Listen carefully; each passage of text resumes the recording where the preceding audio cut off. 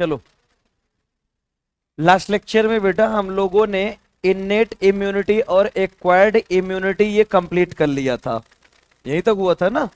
आ जाओ, आज के लेक्चर में अपन स्टार्ट करेंगे बेटा human immune system.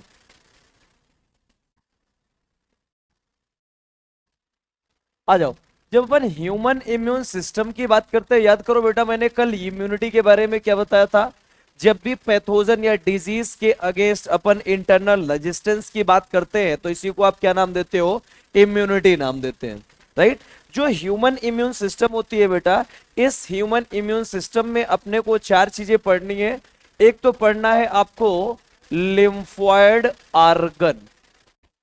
Lymphoid argon के बाद जो अपन नेक्स्ट टॉपिक पढ़ेंगे वो होगी लिम्फॉइड टिश्यू, और फिर आएगा बेटा अपना लिम्फोसाइट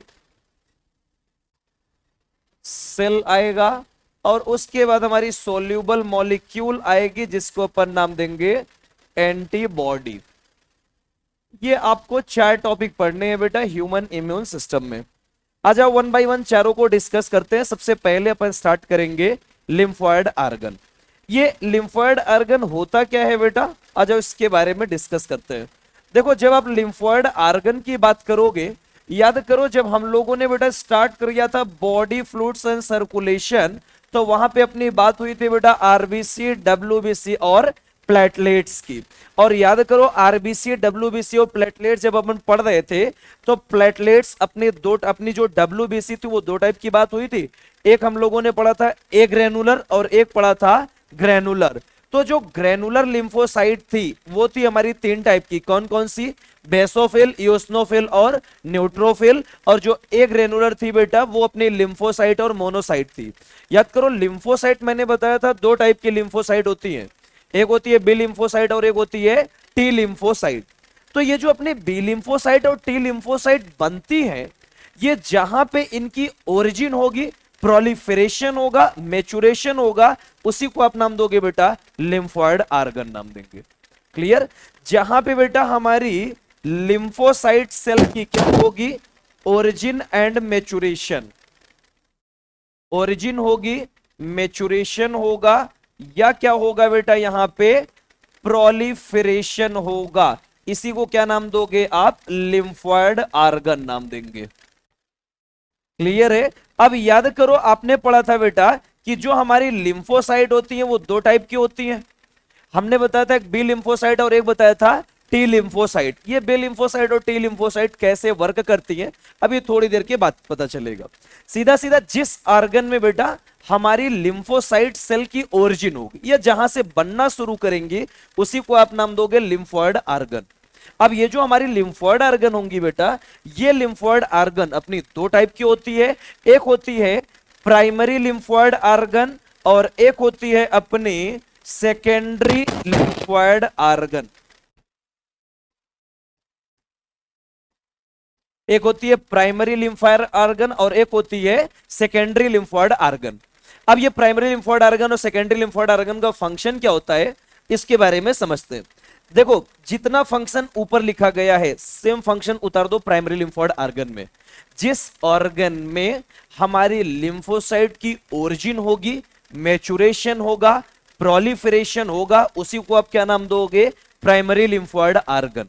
सीधा सीधा हमारी एनसीईआरटी लिखती है बेटा वेयर लिम्फोसाइट ओरिजिन होगी, मैचुरेशन होगा एंड प्रोलिफरेशन, या फिर हमारी जो लिम्फोसाइट होगी differentiated into antigen sensitive cell, इसी को नाम दोगे प्राइमरी लिम्फॉइड आर्गन। अब एंटीजन सेंसिटिव सेल का मतलब क्या होता है, आ जाओ इसके बारे में समझते हैं।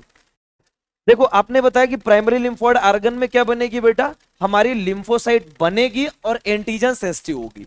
एंटीजन सेंसिटिव होने का मतलब क्या है बेटा, आपने कहा लिम्फोसाइट। आ जाओ बेटा स्टार्ट करते हैं कहानी बोन मैरो से, अपने आप सारी कहानी आपको समझ में आ जाएगी। देखो, बोन मैरो जो होती है बेटा, याद करो इसके बारे में मैंने कुछ आपको बताया था। बोन मैरो क्या होती है बेटा, जहां पे हमारी बॉडी की सारी सेल्स बनती हैं या सारी की सारी ब्लड सेल्स का फॉर्मेशन होता है, उसी को आप क्या नाम देते हो, बोन मैरो नाम देते हैं। तो बोन मैरो में जितनी भी सेल्स बनेंगी बेटा, इन बनने वाली सेल्स को अपन नाम देते हैं कमिटेड स्टेम सेल, या इसी को नाम देते हैं अपन प्रिकर्सर सेल। क्लियर? तो यहां पे अपनी बोन मैरो में प्रिकर्सर सेल या फिर हमारी कमिटेड स्टेम सेल बनी, क्योंकि मैंने क्या बताया था, सारी की सारी सेल की ओरिजिन मैक्सिमम कहां होगी, हमारे बोन मैरो में होगी। अब यहां पे प्रिकर्सर सेल या कमिटेड स्टेम सेल जो बोन मैरो में बनी, गलती से बेटा ये कमिटेड स्टेम सेल हमारे ब्लड से होते हुए कहां पहुंच गई, हमारे थाइमस में। कहां पहुंच गई बेटा, ये हमारे थाइमस में पहुंच गई, और वो भी थाइमस के हमारे कॉर्टेक्स रीजन में पहुंची। तो एक चीज बताओ, थाइमस के कॉर्टेक्स रीजन में जो कमिटेड स्टेम सेल गई है ब्लड से होते हुए, वो एक सेल गई है, एक से ज्यादा सेल गई है? एक सेल। अबे भाई, हमने कमिटेड स्टेम सेल एक लिखा है, एक से ज्यादा को वहां नंबर लिखा है क्या? एक कमिटेड स्टेम सेल गई है अपनी, और वो कहां गई है, हमारे थाइमस के कॉर्टेक्स में गई है। तो थाइमस के कॉर्टेक्स में पहुंचने के बाद ये कमिटेड स्टेम सेल यहां पे क्या करना शुरू की करेगी बेटा, मल्टीप्लीकेशन करेगी। अब मल्टीप्लाई करेगी तो एक चीज बताओ, मल्टीप्लीकेशन होने के बाद इसका नंबर बढ़ेगा या घटेगा? बढ़ेगा। तो जो कमिटेड स्टेम सेल हमारे थाइमस में आके अपना मल्टीप्लिकेशन स्टार्ट की है, इसी कमिटेड स्टेम सेल को आप क्या नाम दोगे बेटा, टी लिम्फोसाइट नाम देंगे। इसको क्या नाम दोगे बेटा, टी लिम्फोसाइट नाम देंगे। लेकिन यहां पे कॉर्टेक्स में जो टी लिम्फोसाइट बनी हुई है, ये टी लिम्फोसाइट अपनी अभी कैसी है बेटा, इमेच्योर लिम्फोसाइट है, क्योंकि अभी तक इसका मैच्योरेशन नहीं हुआ है। ये सिर्फ और सिर्फ एक कमिटेड स्टेम सेल आई, और ये कमिटेड स्टेम सेल ने ढेर सारी सेल डिवीजन किया, जिसके वजह से बल्क में अपने कमिटेड स्टेम सेल बने। और ये पूरा का पूरा काम कहां हो रहा है बेटा, हमारे थाइमस के कॉर्टेक्स में हो रहा है। तो बनने वाली कमिटेड स्टेम सेल को आपने क्या नाम दिया, टी लिम्फोसाइट नाम दिया। और ये टी लिम्फोसाइट में जो टी है बेटा, ये टी क्या रिप्रेजेंट करता है, हमारा थाइमस को रिप्रेजेंट कर रहा है, क्योंकि इसका मल्टीप्लिकेशन कहां कंप्लीट हुआ है, हमारे थाइमस में कंप्लीट हुआ है। क्लियर? अब यहां पे आगे चल के क्या होंगी बेटा, यही टी लिम्फोसाइट अपनी क्या करेंगी, मैच्योरेशन करेंगी। अब ये मैच्योरेशन करने के लिए इनको कॉर्टेक्स छोड़ना पड़ेगा और इनको जाना पड़ेगा मेड्यूला में। तो ये पहुंचेंगे बेटा कहां पे, हमारे थाइमस के मेड्यूला में। और थाइमस के जब मेड्यूला में पहुंचेंगी, तो थाइमस के मेड्यूला में पहुंचने के बाद ये अपनी टी लिम्फोसाइट कैसी हो जाएंगी बेटा, मैच्योर हो जाएंगी। तो इस लिम्फोसाइट को आप क्या नाम दोगे, मैच्योर्ड टी लिम्फोसाइट नाम देंगे। राइट? अब यहां पे जिसका नाम दिया गया मैच्योर्ड टी लिम्फोसाइट, ये हमारी मैच्योर्ड टी लिम्फोसाइट जो होती है, ये एंटीजन सेंसिटिव होती है बेटा। एंटीजन सेंसिटिव होने का मतलब, जैसा एंटीजन आएगा उसके अकॉर्डिंग अपनी टी लिम्फोसाइट वर्क करना शुरू कर देंगी। और जब तक यहां पे मल्टीप्लिकेशन हुआ था बेटा, तब तक अभी ये मैच्योर नहीं थी, और जब तक ये मैच्योर नहीं थी तब तक ये एंटीजन सेंसिटिव नहीं थी। तो एक चीज बताओ, ये मल्टीप्लिकेशन, मैच्योरेशन, ये सब कहां हो रहा है, हमारे थाइमस में हो रहा है। क्लियर है? तो हमारी एनसीईआरटी यही तो लिखती है बेटा, जहां पे टी लिम्फोसाइट डिफरेंशिएट होती है बेटा एंटीजन सेंसिटिव सेल में, इसी को आप क्या नाम देते हो, प्राइमरी लिम्फोइड ऑर्गन नाम देते हैं। क्लियर? ऊपर डिफिनेशन क्या लिखी गई है, origin, maturation and proliferation of lymphocyte occur, उसी को नाम दोगे आप लिम्फोइड ऑर्गन। और ये पूरा का पूरा काम कहां हुआ है बेटा, हमारे बोन मैरो और थाइमस में हुआ है। तो बोन मैरो और थाइमस दोनों क्या हो जाएंगी बेटा, हमारी प्राइमरी लिम्फोइड ऑर्गन हो जाएंगे, बोन मैरो और थाइमस। अब यहां पे क्या हुआ बेटा, सीधा सीधा लिम्फोसाइट डिफरेंशिएट हुई है बेटा किसमें, एंटीजन सेंसिटिव सेल में। और एंटीजन सेंसिटिव सेल में अगर ये कन्वर्ट हो गई, अब जब भी कोई एंटीजन आएगा, ये उसके अगेंस्ट क्या बनाएंगी, एंटीबॉडी बनाएंगी। क्लियर है? अब याद करो, हम लोगों ने पहले भी पढ़ा था बेटा, बी लिम्फोसाइट, टी लिम्फोसाइट दोनों का फंक्शन अलग होता है। क्लियर? तो यहां पे एंटीजन सेंसिटिव होने का मतलब, जितने टाइप के आप एंटीजन लेके आओगे, उतने टाइप की अपने पास अब यहां पे लिम्फोसाइट भी बनती चली जाएंगी। अब एंटीजन का मतलब होता है सीधा सीधा कोई भी आप माइक्रोब्स लेके आओ, कोई भी पैथोजन, बैक्टीरिया, वायरस, जो आपको लेके आना है आप वो लेके आइए, ये एंटीजन सेंसिटिव हो चुकी है। एक चीज बताओ, ये सारे फंक्शन कहां हो रहे हैं, हमारे प्राइमरी लिम्फोइड ऑर्गन में। तो प्राइमरी लिम्फोइड ऑर्गन में कभी भी कोई एंटीजन नहीं आता।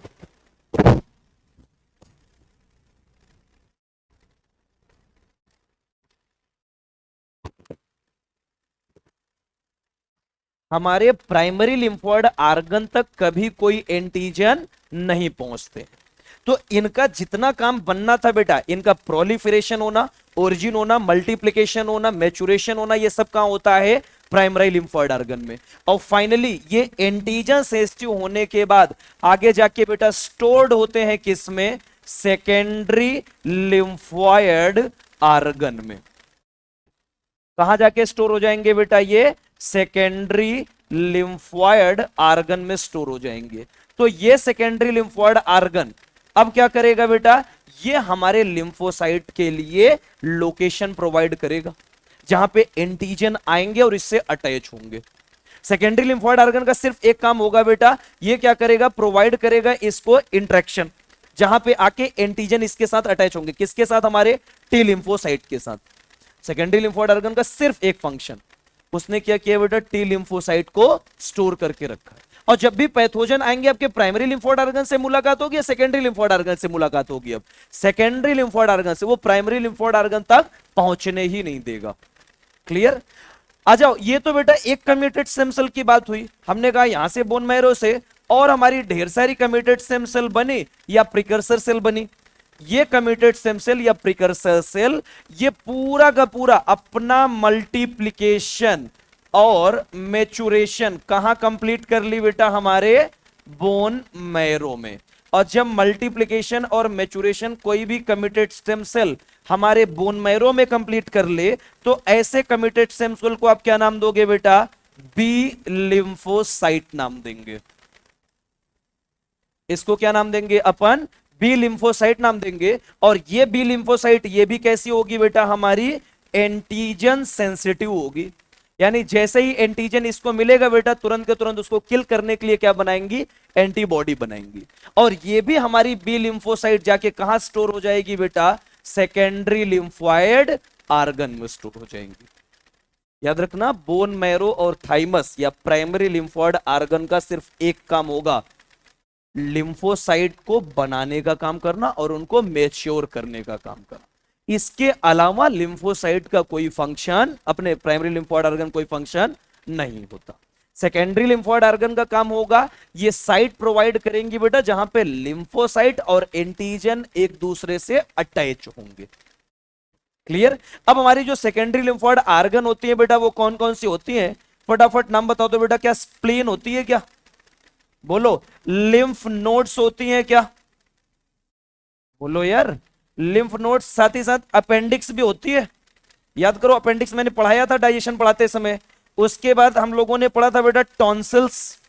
टॉन्सिल्स भी हमारी सेकेंडरी लिम्फोइड आर्गन होती हैं। और दूसरी होती है बेटा pairs patches of small intestine. याद आ रहा है? याद करो, स्मॉल इंटेस्टाइन में हम लोगों ने 4 पार्ट पढ़े थे, ड्यूडनम, जेजुनम और एलियम। तो हमने बताया था जो इलियम होती है स्मॉल इंटेस्टाइन के, यहां group of lymph nodes present होते हैं, इसको नाम दिया था आपने पेयर्स पैचेज नाम दिया था। ये 5 हमारे बेटा सेकेंडरी लिम्फोइड आर्गन होते हैं। एक बार अपने क्वेश्चन पूछा गया था, which of the following secondary lymphoid organ will remove does not affect the immunity? कौन सी अपनी सेकेंडरी लिम्फोइड आर्गन को आप रिमूव करें कि अपनी इम्यूनिटी पे कोई इफेक्ट नहीं दिखनी चाहिए? उसका आंसर जाएगा आपका अपेंडिक्स। क्योंकि अपेंडिक्स ह्यूमन के अंदर रहे या ना रहे, इसका कोई इफेक्ट अपनी बॉडी पे नहीं पड़ने वाला। क्योंकि हमारे लिए कैसा होता है बेटा? ये वेस्टिजियल होता है। ये हमारे लिए कैसा होता है बेटा? वेस्टिजियल होता है। आ जाओ, अब ध्यान से देखो, यहां पे मैंने बताया था कि जो अपनी टी सेल्स होती हैं या टी लिम्फोसाइट जिसको आप नाम देते हैं, टी लिम्फोसाइट का टी क्या रिप्रेजेंट करता है बेटा? थाइमस को रिप्रेजेंट करता है। लेकिन जो बी लिम्फोसाइट की बी होती है बेटा, ये किसको रिप्रेजेंट करती है? बोन मैरो को। कभी बेटा ये बोन मैरो को रिप्रेजेंट नहीं करती है। ठीक है, बोन मैरो में ये मैच्योर होती है, इसलिए अपन नाम दे देते हैं। लेकिन ये जो बी लिम्फोसाइट है बेटा, इसको फर्स्ट टाइम डिस्कवर्ड किया गया था क्लास एप्स में। और आपने क्लास एप्स में पढ़ा है बेटा, वो आपने पढ़ा था क्रॉप प्रेजेंट होते हैं। याद आ रहा है? क्रॉप जहां पे प्रेजेंट होता है, पीछे की तरफ चले जाओ बेटा तो टेल के नीचे यूरिनोजिलाइटल ट्रैक्ट पर, सॉरी यूरोपाइजियल ग्लैंड प्रेजेंट थी, जिसको ऑयल ग्लैंड नाम दिया था या प्रिन ग्लैंड नाम दिया था। उसी के पास फर्स्ट टाइम डिस्कवर्ड किया गया था बी लिम्फोसाइट, और जिस सेल में बर्ड्स में डिस्कवर्ड किया गया था उसका नाम था बर्सा सेल। उस बर्सा सेल के बी को रिप्रेजेंट करती है हमारी बी लिम्फोसाइट। क्लियर है? याद रखना, ये थाइमस को रिप्रेजेंट करती है, लेकिन बी लिम्फोसाइट का बी कभी बोन मैरो को रिप्रेजेंट ना करके बर्ड्स की बर्सा सेल को रिप्रेजेंट करता है। क्लियर? ये थे बेटा हमारे lymphoid organ, primary and secondary. आ जाओ आगे चलते हैं, प्राइमरी और सेकेंडरी लिम्फोइड ऑर्गन के नाम को आगे बढ़ाते हैं। आ जाओ, सबसे पहले आपने पढ़ा कि प्राइमरी लिम्फोइड ऑर्गन कौन होगी बेटा? हमारी बोन मैरो होगी। बोन मैरो का सिर्फ एक काम होगा बेटा, यहां पे क्या होगा? Origin and maturation. सीधा सीधा हमारी सेल्स की ओरिजिन कहां होगी बेटा? बोन मैरो में होगी, राइट? और उसके बाद अपनी एक और प्राइमरी लिम्फोइड ऑर्गन आई जिसको आपने नाम दिया थाइमस। याद करो, थाइमस को अपन पहले भी पढ़े हैं। याद करो, एंडोक्राइन सिस्टम कैसी ऑर्गन थी बेटा? ये सिंगल लोब्ड या बाइलोब्ड ग्लैंड थी? बाइलोब्ड थी। याद आ रहा है? ये जो हमारी थाइमस बाइलोब्ड ग्लैंड थी बेटा, अगर इसकी लोकेशन पूछी जाए तो कहां प्रेजेंट होती है बेटा? हार्ट के ऊपर। याद आ रहा है? हार्ट के पास में और beneath the breast bone, sternum के नीचे प्रेजेंट होती है, मीडियास्टेनम कैविटी में। याद करो, दोनों लंग्स के बीच में जो कैविटी प्रेजेंट होती है इसको आप क्या नाम देते हो? मीडियास्टेनम कैविटी नाम देते हैं। और इसी मीडियास्टेनम कैविटी में जो बाइलोब ग्लैंड प्रेजेंट थी उसको आपने नाम दिया था थाइमस नाम दिया था। क्लियर? आ जाओ, एक लाइन हमारे एनसीईआरटी की है बेटा, आप उसको समझाओगे क्योंकि मैं थोड़ा सा रट्टा मारना भूल गया हूं।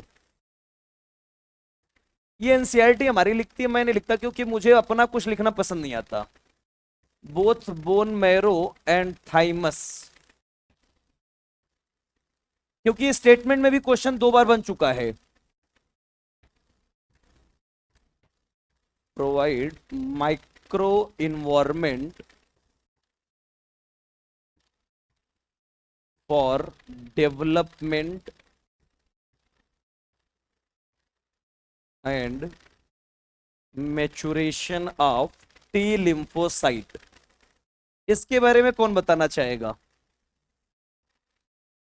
कोई बच्चा है जो इस लाइन को समझा सके? एनसीईआरटी की लाइन है बेटा, both bone marrow and thymus provide microenvironment for development and maturation of T lymphocyte. बोलो। यहीं पे स्टेटमेंट वाइज क्वेश्चन आया था, उसमें थोड़े थोड़े चेंज पे ही पूरे क्वेश्चन चेंज हो गए थे। बोलो, बोल बे चिंगोली। अबे इतनी तो इंग्लिश आती होगी, मुझे तो नहीं आती, तुझे तो आती है, तो बोल बे।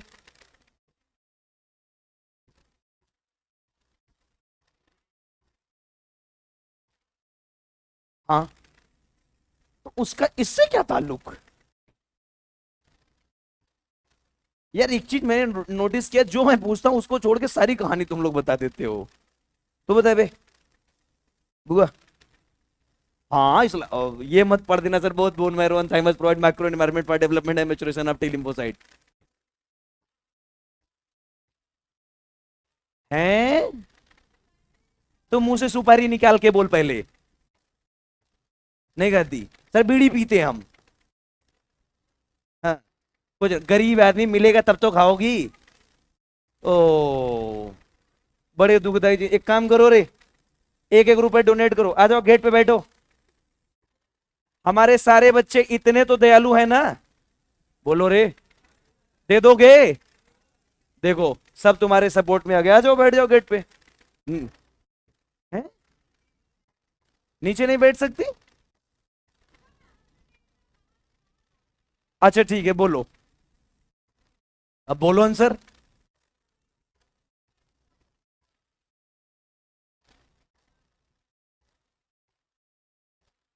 क्या कह रही है?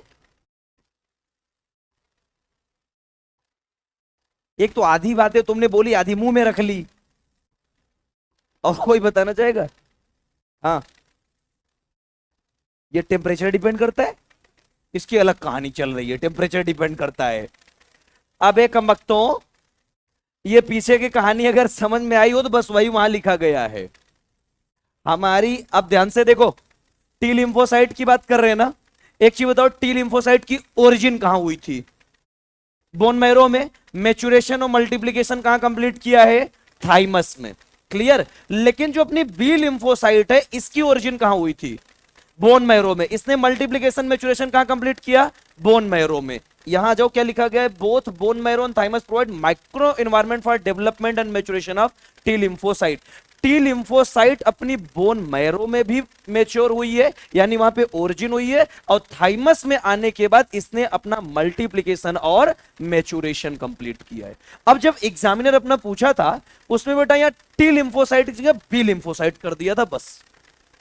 अब एक चीज बताओ, अब अगर यहां पे बी लिम्फोसाइट लगा दें तब क्या ये स्टेटमेंट सही है? नहीं बेटा, अब यहां से आपको थाइमस हटाना पड़ेगा, क्योंकि अपनी जो अपनी टी लिम्फोसाइट है इसका मैच्योरेशन, ओरिजिन एंड मल्टीप्लीकेशन, ये सारी चीजें कहां कंप्लीट हो रही है? हमारे बोन मैरो में कंप्लीट हो रही। लेकिन अपनी जो टी लिम्फोसाइट है, ओरिजिन हुई बोन मैरो में, लेकिन मल्टीप्लीकेशन और मैच्योरेशन कंप्लीट हुई थाइमस में। इसलिए तो एनसीईआरटी ने लिखा both bone marrow and thymus provide microenvironment for development and maturation of T lymphocyte. Clear? आ जाओ, इसके बाद नेक्स्ट आता है हमारा सेकेंडरी लिम्फोइड आर्गन। और सेकेंडरी लिम्फोइड आर्गन अपनी जो पहली आएगी बेटा, ये होती है स्प्लेन। चलो, स्प्लेन का लोकेशन बता सकते हो क्या? कहां होता है बेटा?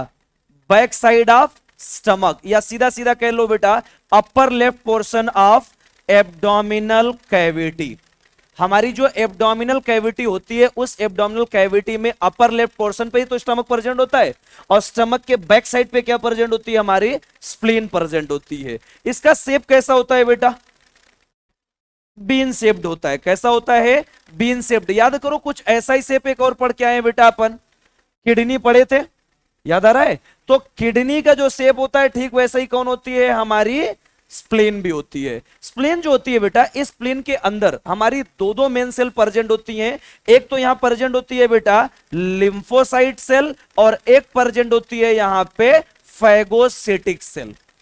अब ये जो लिम्फोसाइट और फैगोसिटिक सेल हैं, याद करो बेटा फैगोसिटिक सेल का फंक्शन क्या होगा?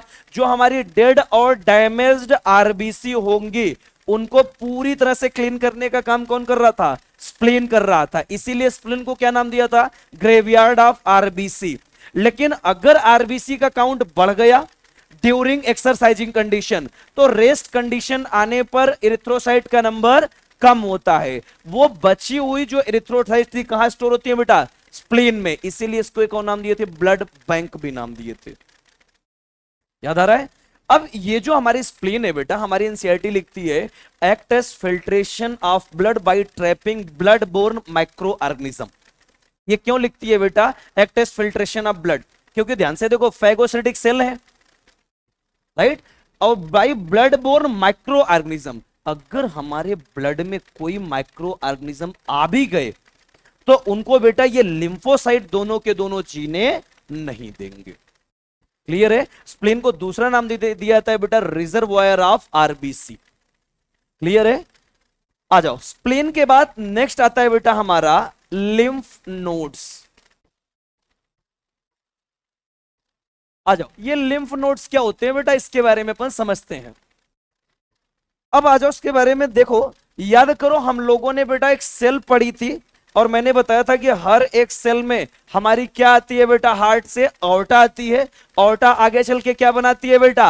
आर्टरी बनाती है, और यही आर्टरी आगे चल के छोटी छोटी आर्टेरियोल बनाती है, और यहां पहुंच के ये क्या बनाती है बेटा? कैपिलरी सिस्टम बनाती हैं। और ये कैपिलरी सिस्टम से निकलने वाली वीन को क्या नाम देते हो? वेन्योल, जो कि क्या बनाती है? वीन, और फाइनली आगे चल के वेना केवा बनाती है। याद आ रहा है? ये बॉडी फ्लूइड्स एंड सर्कुलेशन में लिम्फेटिक सिस्टम पढ़े थे। कौन है? पता नहीं कौन। आ जाओ, यहां से कौन सा ब्लड आएगा? अगर ये ऑर्टा है तो कौन सी ब्लड लेके आएगी बेटा? हमारी ऑक्सीजनेटेड ब्लड लेके आएगी। और ये ऑक्सीजनेटेड ब्लड में से यहां जब कैपिलरी के पास पहुंचते हैं तो यहां से क्या निकल के आता है बेटा? ऑक्सीजन निकल के आता है कि नहीं? और याद करो ऑक्सीजन के साथ साथ यहां पे हमारे न्यूट्रिएंट भी तो निकल के आए थे। बोलो, न्यूट्रिएंट के साथ साथ अपनी प्लाज्मा भी तो निकल के आई थी। लेकिन जब हमारा ऑक्सीजन का यूटिलाइजेशन हो गया, कैटाबोलिक रिएक्शन हो गया, तो कैटाबोलिक रिएक्शन के बाद मैंने बताया था ये ऑक्सीजन किस में कन्वर्ट हो जाता है? कार्बन डाइऑक्साइड में। और ये कार्बन डाइऑक्साइड वापस कैपिलरी से बेटा वेन्योल में, फिर वेन से कहां पहुंच जाती है? वेना केवा में। लेकिन जो आपकी न्यूट्रिएंट और प्लाज्मा आई थी, क्या ये वापस गई है क्या? ये तो यूटिलाइज हो गई हैं, लेकिन इनका वेस्ट मटेरियल तो यहीं बचा है ना। इनको कलेक्ट करने के लिए एक दूसरी जो ब्लड वेसल्स यहां से बेटा पास हुई थी, इसी को आपने क्या नाम दिया था? लिम्फ वेसल्स नाम दिया था। इसी को आपने क्या नाम दिया था? लिम्फ वेसल्स नाम दिया था। अब लिम्फ वेसल्स क्या करेगी बेटा? ये सारे के सारे वेस्ट मटेरियल को कलेक्ट करने का काम कर रही थी। याद आया? और जितना वेस्ट मटेरियल बेटा हमारे लिम्फ वेसल्स ने कलेक्ट किया था, इसी आपने वेस्ट को क्या नाम दिया था? लिम्फ नाम दिया था। याद आ रहा है? और मैंने बताया था ये सारी की सारी लिम्फ वेसल्स आगे जाके बेटा छोटे छोटे नोड्स में ओपन होती हैं, जिसको क्या नाम दोगे बेटा आप? लिम्फ नोड्स नाम देंगे। याद आया कुछ? अब आ जाओ बेटा, ये जो लिम्फ नोड्स है, सीधा सीधा ये भी तो कह सकते हैं सर, जहां जहां हमारी लिम्फेटिक सिस्टम होगी वहीं पे क्या प्रेजेंट होंगे? हमारे लिम्फ नोड्स भी तो प्रेजेंट होंगे। बोलो यार, जहां जहां हमारी लिम्फेटिक सिस्टम गुजरेगी वहां वहां से क्या गुजरेगा? हमारा लिम्फ नोड्स गुजरेगा बेटा। और ये जो लिम्फ नोड्स होते हैं, ये सॉलिड स्ट्रक्चर होते हैं बेटा, छोटे छोटे, राइट? ये सॉलिड स्फेरिकल स्ट्रक्चर होते हैं। और ये solid structure, solid spherical structure कहां डिफरेंट डिस्ट्रीब्यूट होते हैं बेटा? हमारी एनसीईआरटी लिखती है distributed at different point along lymphatic system. यानी जहां जहां से हमारी लिम्फेटिक सिस्टम गुजरेगी वहां से क्या गुजरेंगे? अपने लिम्फ नोड्स भी गुजरेंगे। क्लियर है? अब ये जो लिम्फ नोड्स होते हैं बेटा, इस लिम्फ नोड्स के बारे में हमारी एनसीईआरटी ने एक पॉइंट लिख रखा है बेटा, ये भी क्या करते हैं बेटा? ब्लड का फिल्ट्रेशन करते हैं। और ब्लड का फिल्ट्रेशन करेंगे तो कैसे फिल्ट्रेशन करेंगे? क्योंकि इसके अंदर बेटा क्या प्रेजेंट है? अपनी लिम्फोसाइट प्रेजेंट है। बोलो। और एक चीज बताओ, ये प्राइमरी लिम्फोइड आर्गन है, सेकेंडरी लिम्फोइड आर्गन है? सेकेंडरी लिम्फोइड आर्गन है। और इस सेकेंडरी लिम्फोइड आर्गन में बी लिम्फोसाइट और टी लिम्फोसाइट दोनों प्रेजेंट है। अगर गलती से कोई लिम्फ नोड्स में हमारे कोई माइक्रोब्स आ भी गए तो क्वेश्चन आता है सर लिम्फ नोड्स में कैसे आएंगे माइक्रोब? याद करो, हम लोगों ने पढ़ा था लिम्फ एंड टिश्यू फ्लूइड। याद आ रहा है? एक चीज बताओ, क्या lymph and tissue fluid direct हमारे आर्टरी या वीन्स में जा सकती हैं क्या? नहीं जा सकती। याद करो, हम लोगों ने एक पढ़ा था बेटा वाटर सोल्यूबल और एक पढ़ा था फैट सोल्यूबल। याद आ रहा है? जो फैट सोल्यूबल होते हैं, मैंने क्या बताया था? फैट कभी भी डायरेक्टली हमारे ब्लड में एब्जॉर्ब नहीं होती है। कहां एब्जॉर्ब हुई थी? लैक्टियल्स में एब्जॉर्ब हुई थी। अबे लैक्टियल्स ही तो लिम्फेटिक सिस्टम का पार्ट था। क्लियर है? तो एक चीज बताओ, एब्जॉर्प्शन के टाइम पे फैट से आपके माइक्रोब्स आ गए, तो उस माइक्रोब्स को किल करने का काम कौन करेगी बेटा? अपनी लिम्फ नोड्स करेंगी। क्यों करेंगी? क्योंकि इसके अंदर क्या प्रेजेंट है? अपनी लिम्फोसाइट प्रेजेंट है। जैसे ही कोई माइक्रोब्स हमारे लिम्फ नोड्स तक पहुंचेगी बेटा, तुरंत की तुरंत हमारी B and T lymphocyte activate हो जाएंगी और उसको धड़ाधड़ किल करने का काम करने लगेंगी। क्लियर है? लिम्फ नोड्स के बाद नेक्स्ट हमारी जो आती है सेकेंडरी लिम्फोइड आर्गन, वो होती है बेटा टॉन्सिल्स। ध्यान से देखो, अपेंडिक्स पढ़ने की अपने को जरूरत नहीं है क्योंकि अपेंडिक्स में आपको बता के आया हूं। याद आ रहा है अपेंडिक्स के बारे में? अपेंडिक्स किसका पार्ट है बेटा? लार्ज इंटेस्टाइन का या स्मॉल इंटेस्टाइन का? लार्ज इंटेस्टाइन का। किससे अटैच होता है? इलियम से या सीकम से? सीकम से अटैच होता है। कैसा शेप था इसका? वर्म लाइक अपेंड इसका स्ट्रक्चर था, इसीलिए तो इसको नाम दिया था वर्मीफॉर्म अपेंडिक्स नाम दिया था। याद आ रहा है? हमारे अंदर कैसा? वेस्टिजियल। क्या हमारे रिलेटिव में फंक्शनल होता है? ये कह रहे हैं हमारे हमारे रिलेटिव का मतलब हमारे चाचा मामा ताऊ की बात नहीं हो रही है। अबे याद करो, रैबिट भी क्लास में मेलिया का मेंबर है। ये तो श्योर हो ना? सर एनसीईआरटी में तो नहीं दिया था रैबिट क्लास में मेलिया का मेंबर है। इतना तो समझदार हो ना कि रैबिट क्लास में मेलिया का मेंबर है। तो रैबिट जो क्लास मेमेलिया का मेंबर है, उसके अंदर सीकम वेल डेवलप्ड होता है और उसके अंदर वर्मीफॉर्म अपेंडिक्स भी फंक्शनल होती है। क्लियर? टॉन्सिल्स की बात करते हैं। देखो, जो हमारी टॉन्सिल्स होती हैं बेटा, टोटल अपनी जो टॉन्सिल्स होती हैं ये 4 टाइप्स की होती हैं। और नंबर की बात करें, जो टोटल नंबर होता है बेटा, वो कितनी होती है? हमारी 6 होती है। और कौन कौन सी टॉन्सिल होती है बेटा, जो समझते हैं। एक होती है हमारी फेरिंजियल टॉन्सिल। फेरेंजियल टॉन्सिल का मतलब होता है बेटा जो टॉन्सिल हमारे फेरिंग से अटैच होती है उसी को अपन क्या नाम देते हैं बेटा, फेरेंजियल टॉन्सिल नाम देते हैं। क्लियर। दो होती है हमारी ट्यूबल टॉन्सिल। ट्यूबल टॉन्सिल जो हमारे यूस्टेकियन ट्यूब से अटैच्ड टॉन्सिल होती है इसको अपन नाम देते हैं ट्यूबल टॉन्सिल। याद करो यूस्टेकियन ट्यूब कितनी होती है बेटा, अगर हमारे ईयर दो है तो अपनी यूस्टेकियन ट्यूब भी कितनी होंगी, दो होंगी। इसके सराउंडिंग में जितने टॉन्सिल पाए जाएंगे उसी को क्या नाम दोगे, ट्यूबल टॉन्सिल नाम दोगे। तो यूस्टेकियन ट्यूब दो तो अपनी ट्यूबल टॉन्सिल भी कितनी रहेंगी, दो हो जाएंगी। फिर उसके बाद दो होती है बेटा हमारी पैलेटाइन टॉन्सिल। अब याद करो आपने पढ़ा था सर पैलेट दो बताए थे आपने, सॉफ्ट पैलेट और हार्ड पैलेट। तो एक सॉफ्ट पैलेट में और एक हार्ड पैलेट में, नहीं ये सरासर गलत है। पैलेट के दोनों साइड में, चाहे हार्ड पैलेट या सॉफ्ट पैलेट, पैलेट के दोनों साइड में, राइट साइड में और लेफ्ट साइड में जो हमारी टॉन्सिल प्रेजेंट होंगी उसी को आप क्या नाम दोगे, पैलेटाइन टॉन्सिल नाम देंगे। क्लियर। और एक होती है बेटा हमारी लिंगुअल टॉन्सिल। हमारे टंग से अटैच जो टॉन्सिल प्रेजेंट होती है इसी को आप क्या नाम देते हैं, लिंगुअल टॉन्सिल नाम देते हैं। टोटल नंबर में कितने नजर आ रही हैं आपको, 6 नजर आ रही हैं। और कितने टाइप्स की होती हैं, 4 टाइप्स की होती हैं। क्लियर। ये जो सारी की सारी टॉन्सिल होती है ना, अगर इनके लोकेशन की बात करें बेटा ध्यान से देखो, ये अपनी कौन सी साइड होगी, डोर्सल साइड होगी, और ये कौन सी साइड होगी, वेंट्रल साइड होगी। इंसान की खोपड़ी को नीचे करके देखेंगे तो जब इंसान की खोपड़ी को आप नीचे करके देखोगे ऊपर क्या नजर आएगी, फेरिंग्स या माउथ, यहां तो फेरिंग्स नजर आएगी। और यहां पे पाई जाने वाली जो टॉन्सिल्स होगी इसको क्या नाम दोगे आप, फेरिंजियल टॉन्सिल नाम देंगे। क्लियर। और फेरिंग्स के थोड़ा सा आगे बढ़ो बेटा, याद करो नेजो फेरिंग से ही अटैच क्या थी हमारी यूस्टेकियन ट्यूब, याद आ रहा है। तो यहां पे जो हमारी बेटा टॉन्सिल्स प्रेजेंट होंगी दोनों तरफ से, इसको आप क्या नाम दोगे, ट्यूबल टॉन्सिल नाम देंगे। क्लियर। उसके बाद और आगे बढ़ो बेटा, जब आप बक्कल कैविटी या ओरल कैविटी में पहुंचोगे तो यहां क्या नजर आएंगी आपको, पैलेट। तो पैलेट के बाद जो टॉन्सिल प्रेजेंट होगी वो कौन सी होगी, अपनी पैलेटाइन टॉन्सिल प्रेजेंट होगी। और टंग से अटैच इकलौती और एक टॉन्सिल प्रेजेंट होती है जिसको आप क्या नाम देते हो, लिंगुअल टॉन्सिल नाम देते हैं। क्लियर। ये जो हमारी टॉन्सिल्स प्रेजेंट होती हैं सारी की सारी टॉन्सिल्स चाहे फेरिंग्स में प्रेजेंट है या ओरल कैविटी में प्रेजेंट है, ये बेटा प्रेजेंट होती है हमारे एक रिंग लाइक मैनर में। और जो ये रिंग लाइक मैनर में जो रिंग बनती है इसी रिंग को आप क्या नाम देते हो, वॉल्डेयर्स रिंग नाम देते हैं बेटा। इस रिंग को आप क्या नाम दोगे बेटा, वॉल्डेयर्स रिंग नाम देंगे। हालांकि वॉल्डेयर्स रिंग हमारे सिलेबस में 2012 में ही हटा दिया गया था।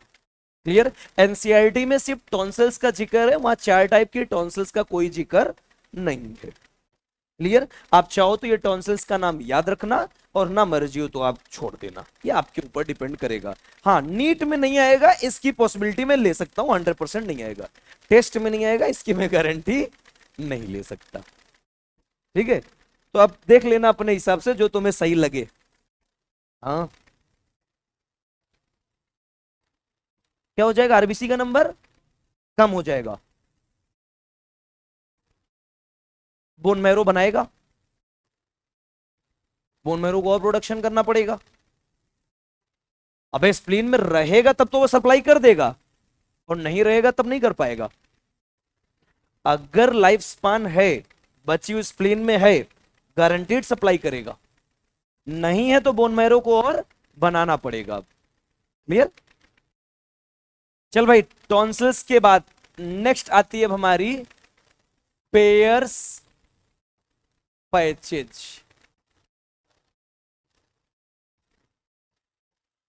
आ जाओ पेयर्स पैचेज की बात करते हैं बेटा। अब ध्यान से देखो,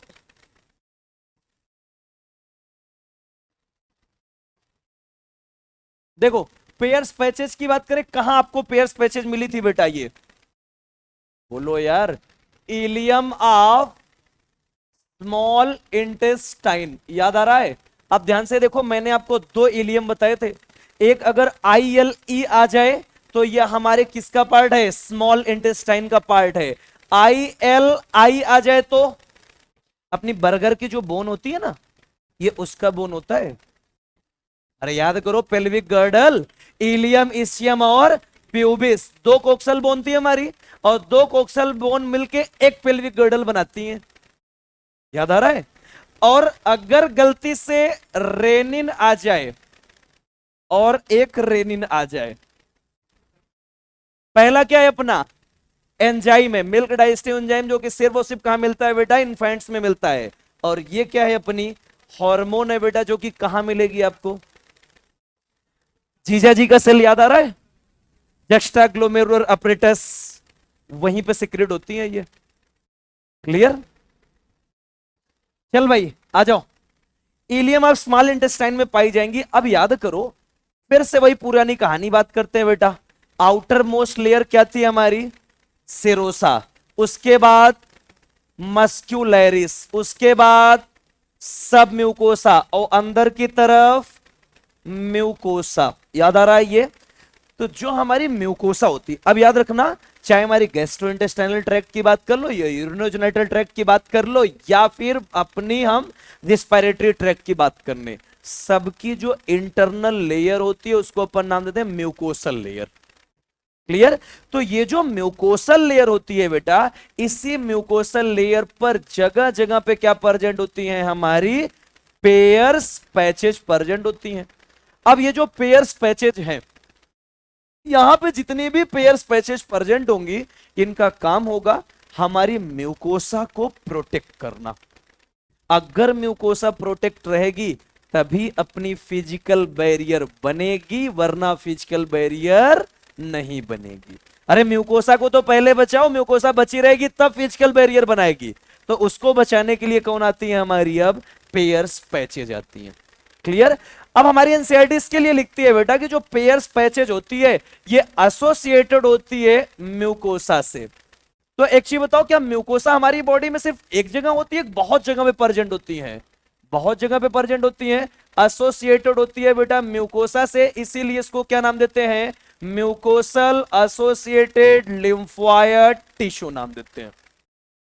हमारी जो म्यूकोसा से एसोसिएटेड लिम्फोइड टिश्यू है उसी को आप क्या नाम दोगे, पेयर्स पैचेज। अब जहां जहां पे म्यूकोसल लेयर होंगी हर जगह पे क्या मिलेगी, पेयर्स पैचेज। हर जगह पे म्यूकोसा मिलेगी, जितनी भी ट्रैक मिलेगी उनके अंदर ये पाई जाएंगी, इसीलिए नाम दोगे म्यूकोसल एसोसिएटेड लिम्फोइड टिश्यू। यानी म्यूकोसा से अटैच जो लिम्फोसाइट टिश्यू है उसको नाम दोगे म्यूकोसल एसोसिएटेड लिम्फोइड टिश्यू। अब ये पाई कहां जाएंगी, तो हमारी बॉडी में जितनी भी ट्रैक्ट है बेटा वहीं पे तो पाई जाएंगी। आ जाओ मेजर ट्रैक्ट, दो तीन ट्रैक्ट की बात कर लेते हैं। जैसे आपने एक पढ़ा है बेटा, एक हमारी मेजर ट्रैक्ट होती है गैस्ट्रो इंटेस्टाइनल ट्रैक्ट। बोलो यार, देखो गैस्ट्रो इंटेस्टाइनल ट्रैक्ट में पाई जाने वाली जो म्यूकोसल एसोसिएटेड लिम्फोइड टिश्यू होंगी, यहां इसको आप नाम दोगे बेटा गाल्ट। इसका मतलब गट एसोसिएटेड लिम्फोइड टिश्यू, जो हमारी डाइजेस्टिव ट्रैक्ट में या जीआईटी में पाई जाएंगी, उसी म्यूकोसल एसोसिएटेड लिम्फोइड टिश्यू को यहां क्या नाम दोगे बेटा, गाल्ट नाम देंगे, गट एसोसिएटेड लिम्फोइड टिश्यू नाम देंगे। क्लियर है? उसके बाद एक चीज बताओ, क्या हमारी ब्रोंकस नहीं है बेटा, ब्रोंकस भी तो हमारी प्राइमरी होती है, एक बड़ी ट्रैक्ट होती है। तो इसके अंदर जो हमारी माल्ट पाई जाएंगी इसको यहां पे आप नाम दोगे ब्रोंकस एसोसिएटेड लिम्फोइड टिश्यू। तो एक चीज बताओ, क्या एक ट्रैक्ट हमारी यूरिनोजेनिटल ट्रैक्ट नहीं हो सकती? क्या हो सकती है? और यूरिनोजेनिटल ट्रैक्ट में पाई जाने वाली म्यूकोसल एसोसिएटेड लिम्फोइड टिश्यू को नाम देते हैं UALT, urinogenital tract associated lymphoid tissue. तो एक चीज बताओ, हमने बात किया पहले लिम्फोइड ऑर्गन की, लिम्फोइड ऑर्गन का सब जगह पे नंबर लिमिटेड है अपना। बोलो यार, अपनी लिम्फोइड ऑर्गन का नंबर लिमिटेड है बेटा जहां भी है। लेकिन एक चीज बताओ, जितनी भी अपनी बॉडी में मेजर ट्रैक्ट गुजरेगी उस ट्रैक्ट की साइज तो बड़ी है। बोलो, और हर एक ट्रैक्ट की म्यूकोसा में क्या प्रेजेंट है, अपनी लिम्फोसाइट टिश्यू प्रेजेंट है, राइट? इसीलिए तो एनसीईआरटी क्या लिखती है बेटा, माल्ट क्या करती है बेटा, malt form 50% lymphoid tissue of human body. ये एनसीईआरटी का डायरेक्ट स्टेटमेंट है बेटा, ऑफ ह्यूमन बॉडी। और ये पूछा गया था हमारे नीट 2017 में, डायरेक्ट क्वेश्चन आया था। क्लियर? बस इतने लाइन से बेटा डायरेक्ट क्वेश्चन नीट 2017 में है। हमने क्या बताया, हमारी बॉडी में बेटा ट्रैक्ट ढेर सारी हैं, कुछ नहीं तो 3 नाम तो आपके सामने लिखे गए हैं। हमारी गैस्ट्रोइंटेस्टाइनल ट्रैक्ट हो गई, रिस्पायरेटरी ट्रैक्ट हो गई, और यूरिनोजेनिटल ट्रैक्ट हो गई। राइट? इन सारी ट्रैक्ट के म्यूकोसा में क्या प्रेजेंट है, पेयर्स पैचेस प्रेजेंट है। तो ये हमारी बॉडी की सबसे ज्यादा लिम्फोइड टिश्यू कौन बनाएगी बेटा, म्यूकोसल एसोसिएटेड लिम्फोइड टिश्यू बनाएगी। क्लियर है? आ जाओ, यहीं पे एनसीईआरटी की एक और लाइन आती है बेटा, इसको समझते हैं। जैसे अभी आपने थाइमस का पढ़ा था, एक और लाइन एनसीईआरटी की, क्योंकि सेकेंडरी लिम्फोइड ऑर्गन जितने थे सारे कंप्लीट हो गए। आ जाओ, secondary lymphoid organ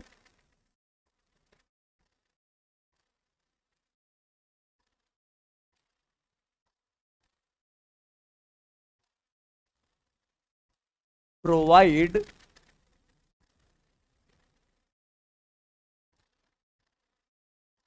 site for interaction of lymphocyte with antigen which then proliferate to become effector cell। आ जाओ, ये एनसीईआरटी की एक लाइन है बेटा। प्राइमरी लिम्फोइड ऑर्गन के बाद एनसीईआरटी ने लिखा कि both bone marrow and thymus provide micro environment for development and maturation of T lymphocyte. Clear? लेकिन सेकेंडरी लिम्फोइड ऑर्गन कंप्लीट करने के बाद उसने एक लाइन लिख दिया कि secondary lymphoid organ provide site for interaction of lymphocyte with antigen. अब इसका मतलब क्या, ध्यान से देखो। हमने बेटा बताया था कि प्राइमरी लिम्फोइड ऑर्गन क्या बनाएंगे, अपनी लिम्फोसाइट बनाएंगी, और ये लिम्फोसाइट जाके स्टोर कहां हो जाएंगे, हमारे सेकेंडरी लिम्फोइड ऑर्गन में। क्लियर है? और यहां सेकेंडरी लिम्फोइड ऑर्गन में कौन आएगा, अब हमारा एंटीजन आएगा। और इसी सेकेंडरी लिम्फोइड ऑर्गन में अपनी क्या स्टोर है बेटा, लिम्फोसाइट स्टोर है कि नहीं, बोलो। तो यहां पे लिम्फोसाइट भी है, और कौन आके इंटरेक्ट हो रहा है, हमारा एंटीजन इंटरेक्ट हो रहा है। तो एंटीजन और लिम्फोसाइट एक दूसरे से इंटरेक्ट होंगे, उसके लिए लोकेशन कौन प्रोवाइड करेगा, हमारा सेकेंडरी लिम्फोइड ऑर्गन। क्लियर? इतनी तो इंसर्ट लिखा, secondary lymphoid organ provide site for interaction of lymphocyte with antigen. इतनी लाइन समझ में आई? नेक्स्ट पॉइंट लिखा है which then proliferate to become effector cell. अब इस लाइन का मतलब क्या है, आ जाओ अब समझते हैं। साइट समझ में आया, जहां पे इंटरेक्शन हो रही है, कैसे इंटरेक्शन होगी इसके बारे में समझते हैं। ये लो बेटा, हमने लिया पैथोजन। अब एक चीज बताओ, जब पैथोजन अपनी बॉडी में आता है तो क्या लेके आता है, एंटीजन लेके आता है या एंटीबॉडी लेके आता है, एंटीजन लेके आता है। Very good. एंटीजन आएगा और ये एंटीजन किसके साथ इंटरेक्ट करेगा, प्राइमरी लिम्फोइड ऑर्गन या सेकेंडरी लिम्फोइड ऑर्गन के साथ, सेकेंडरी लिम्फोइड ऑर्गन के साथ।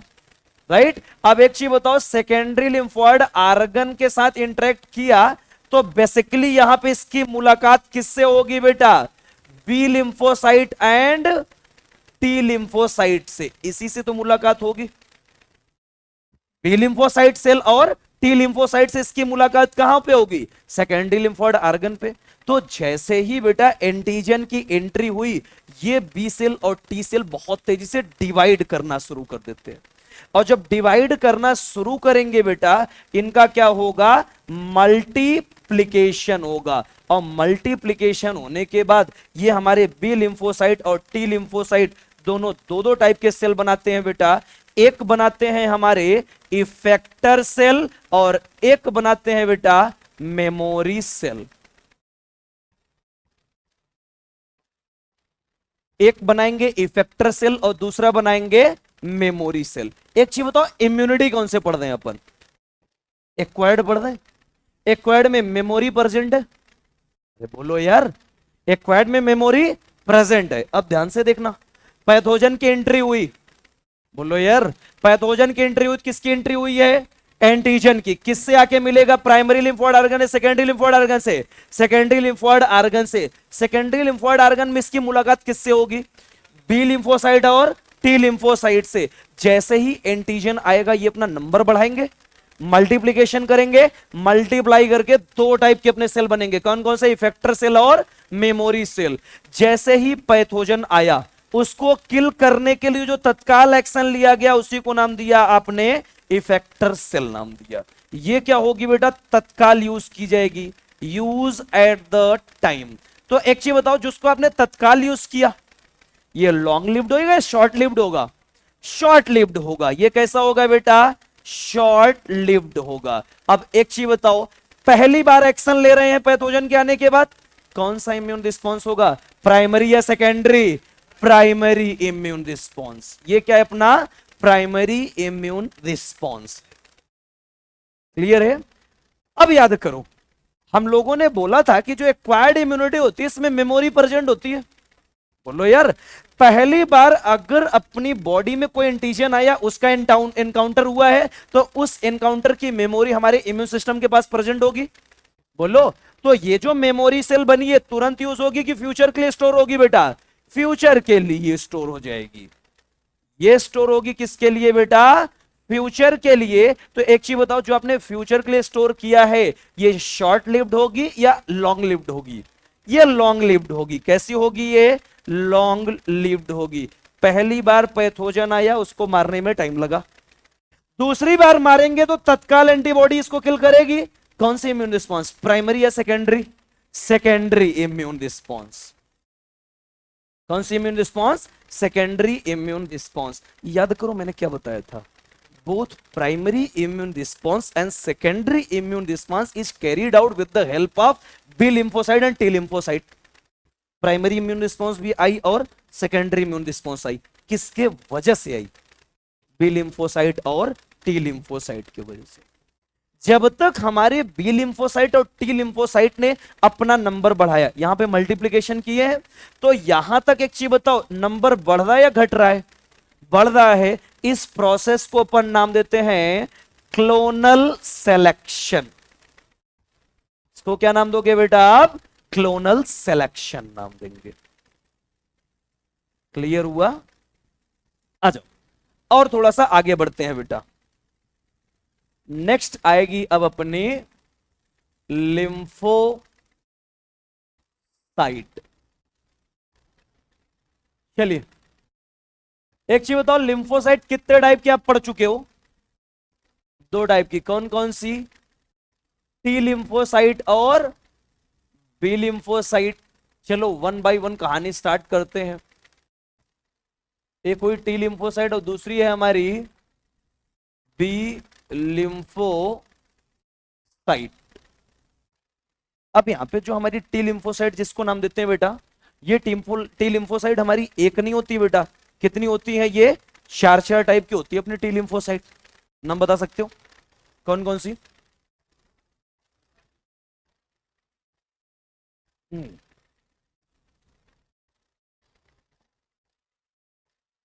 चलो टी लिम्फोसाइट की बात करें, एक होगी बेटा हमारी टी हेल्पर सेल, जिसको अपन टी एच से रिप्रेजेंट करते हैं। दूसरी होती है टी किलर सेल, जिसको अपन क्या नाम देते हैं बेटा? टीके से रिप्रेजेंट करते हैं। फिर होती है टी मेमोरी सेल, इस टी मेमोरी को किससे रिप्रेजेंट करते हैं? टी एम से। और एक होती, सॉरी पहले सप्रेसर आएगा उसके बाद मेमोरी आएगी। सप्रेसर जिसको अपन टी एस से रिप्रेजेंट करते हैं, और एक होती है टी मेमोरी सेल, जिसको अपन स्मॉल टी एम से रिप्रेजेंट करते हैं। कितने टाइप की सेल आई हैं अपनी? चार टाइप की आई हैं। अब यहां पे ध्यान से देखो, T helper, T killer, T suppressor है, तो एक चीज बताओ, इसमें एक इफेक्टर सेल कौन कौन सी होंगी?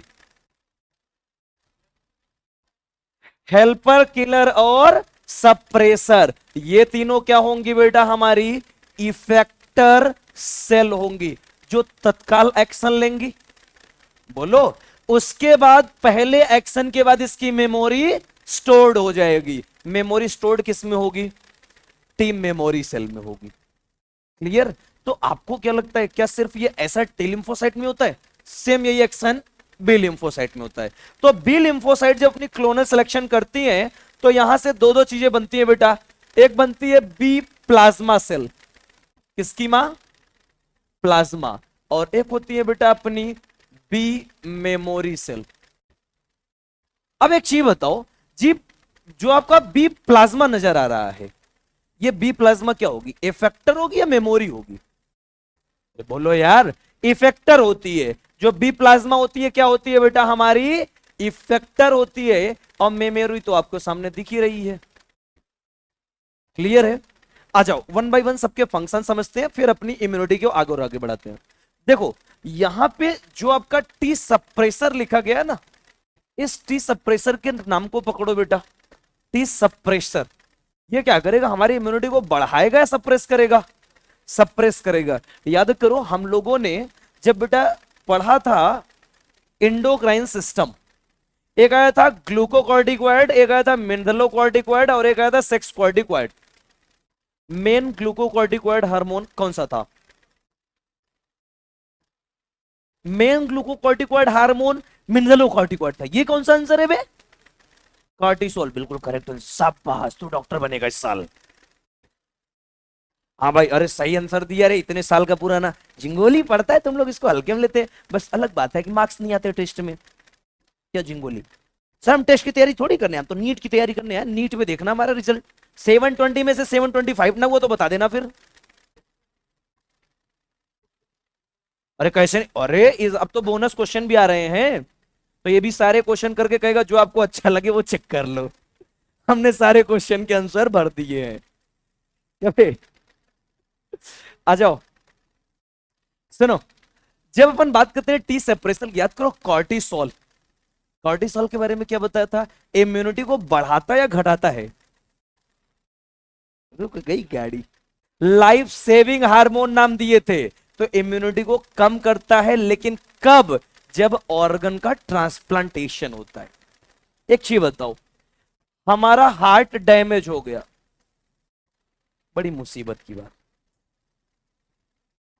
Heart attack. अबे हार्ट अटैक होने के केस में हार्ट का ट्रांसप्लांटेशन नहीं करते, ट्रीटमेंट करते हैं। हार्ट डैमेज हो गया या हार्ट ब्रोकन हो गया, बस खुश। चलो इसमें वो करने की क्या बात है? हमारा नहीं हुआ, ये तुम लोग का हुआ है। हमारा कहां से? हमारी लाइफ में 14 फरवरी आई और चली गई। हर 14 फरवरी को एक ही काम हुआ, ये होता है टी मेमोरी, ये होता है टी सेप्रेसर, ये होता है बी प्लाज्मा, यही चल रहा है। तो हमारा तो हार्ट वैसे भी ब्रोकन नहीं होगा। अब हार्ट होगा तब तो ब्रोकन होगा रे, अपने पास तो है ही नहीं। दे दिया, मैं कंटाप मारूंगा। चलो ये ज्यादा फ्रैंक हो गया झिंगोली। ये तू एक काम कर, लेके जाओ उसको एक दिन, है ना। एक्चुअली काफी टाइम हो गया, देख रहे हो भरा पड़ा अंदर से है। कब उसकी भावनाओं को समझोगे तुम? आ जाओ ध्यान से देखो। हमारा हार्ट बेटा फंक्शन करना बंद कर दिया। ये चलो हार्ट हटाओ, मजा नहीं आएगा। ठीक है, लोगों को लगेगा सर कोई ले गई क्या, है ना। आओ किडनी की बात करते हैं बेटा। एक किडनी हमारी अफेक्टेड हो गई। अब पूछेंगे क्यों? दारू ज्यादा पीते थे जरूरत से, और क्या? बस सीधी सी बात भाई। है क्या करें? आईफोन ले लें किडनी बेच के? तेरी किडनी कौन लेगा बता? इसके किडनी में ले दे के मिलेंगे, वो भी सिर्फ और सिर्फ लेमन के सीड्स। तेरे कौन सी किडनी में है हीरा और मोती मिलने वाले हैं कि तेरी किडनी का पैसा मिलेगा? अच्छा आ जाओ। देखो अपनी किडनी दारू पी पी के एक किडनी डैमेज हो गई। क्लियर? ऊपर वाले को पता था इंसान कुछ करे ना करे दारू जरूर पिएगा, इसलिए आप देखना हार्ट उसने एक दिया, ब्रेन भी एक दिया, माउथ भी एक दिया, लेकिन किडनी दो दिया। उसको पता था कुछ ना करे दारू जरूर पिएगा। एक किडनी अपनी डैमेज हो गई बेटा, अब ऐसे में क्या करोगे, किडनी को फंक्शनल करवाओगे, तो अपन क्या करेंगे, बाहर से किसी की किडनी लेके आएंगे। एक चीज बताओ, किडनी अपनी होगी या पराई होगी? पराई होगी। जो हमारी बॉडी का नहीं हमारे लिए वो अपना या पराया? पराया। सेल्फ या नॉन सेल्फ? Non self. हमारी बॉडी अच्छे से जानती है कौन अपना है और कौन पराया है। तो एक चीज बताओ, जैसे ही बाहर से किडनी लेके आओगे, इसको धड़ाधड़ बेटा हमारी एक्टिव इम्यूनिटी क्या करेगी, इसको किल करके बेटा कुत्ते की मौत मारेगी। अब बताओ, तुमने किडनी का ट्रांसप्लांटेशन कराया इंसान ठीक हो जाए, लेकिन उस किडनी को तो डिस्ट्रॉय कर दिया गया। बोलो, अब ऐसे में क्या किडनी ट्रांसप्लांटेशन का कोई मतलब हुआ? नहीं हुआ। तो अपने पास एक ऑप्शन है, तो सर जब अपन ऑर्गन ट्रांसप्लांटेशन कराएंगे उस समय एक्टिवेट करेंगे किसको? टी सप्रेसर सेल को। और टी सप्रेसर सेल जो है बेटा, ये क्या करेगी बेटा, सप्रेस करेगी इम्यूनिटी को। सप्रेस क्या करेगी बेटा? इम्यूनिटी को। वो भी मेनली बेटा T helper and T killer के फंक्शन को रोकने का काम करेगी। और ये कब होगा बेटा? ऑर्गन ट्रांसप्लांटेशन के समय की बात हो रही है, हर समय की बात नहीं हो रही है। जब ऑर्गन ट्रांसप्लांटेशन के समय टी सप्रेसर एक्टिवेट हो गया तो टी हेल्पर और टी किलर के फंक्शन को रोक देगा, जिसके वजह से क्या होगा बेटा, गलती से भी हमारी कभी भी यहां पे ऑर्गन का ट्रांसप्लांटेशन डिस्ट्रॉय नहीं होगा या फेल नहीं होगा। राइट, टेंशन ना लो, ऑर्गन का ट्रांसप्लांटेशन पढ़ेंगे तो डिटेल में आएगा। क्लियर?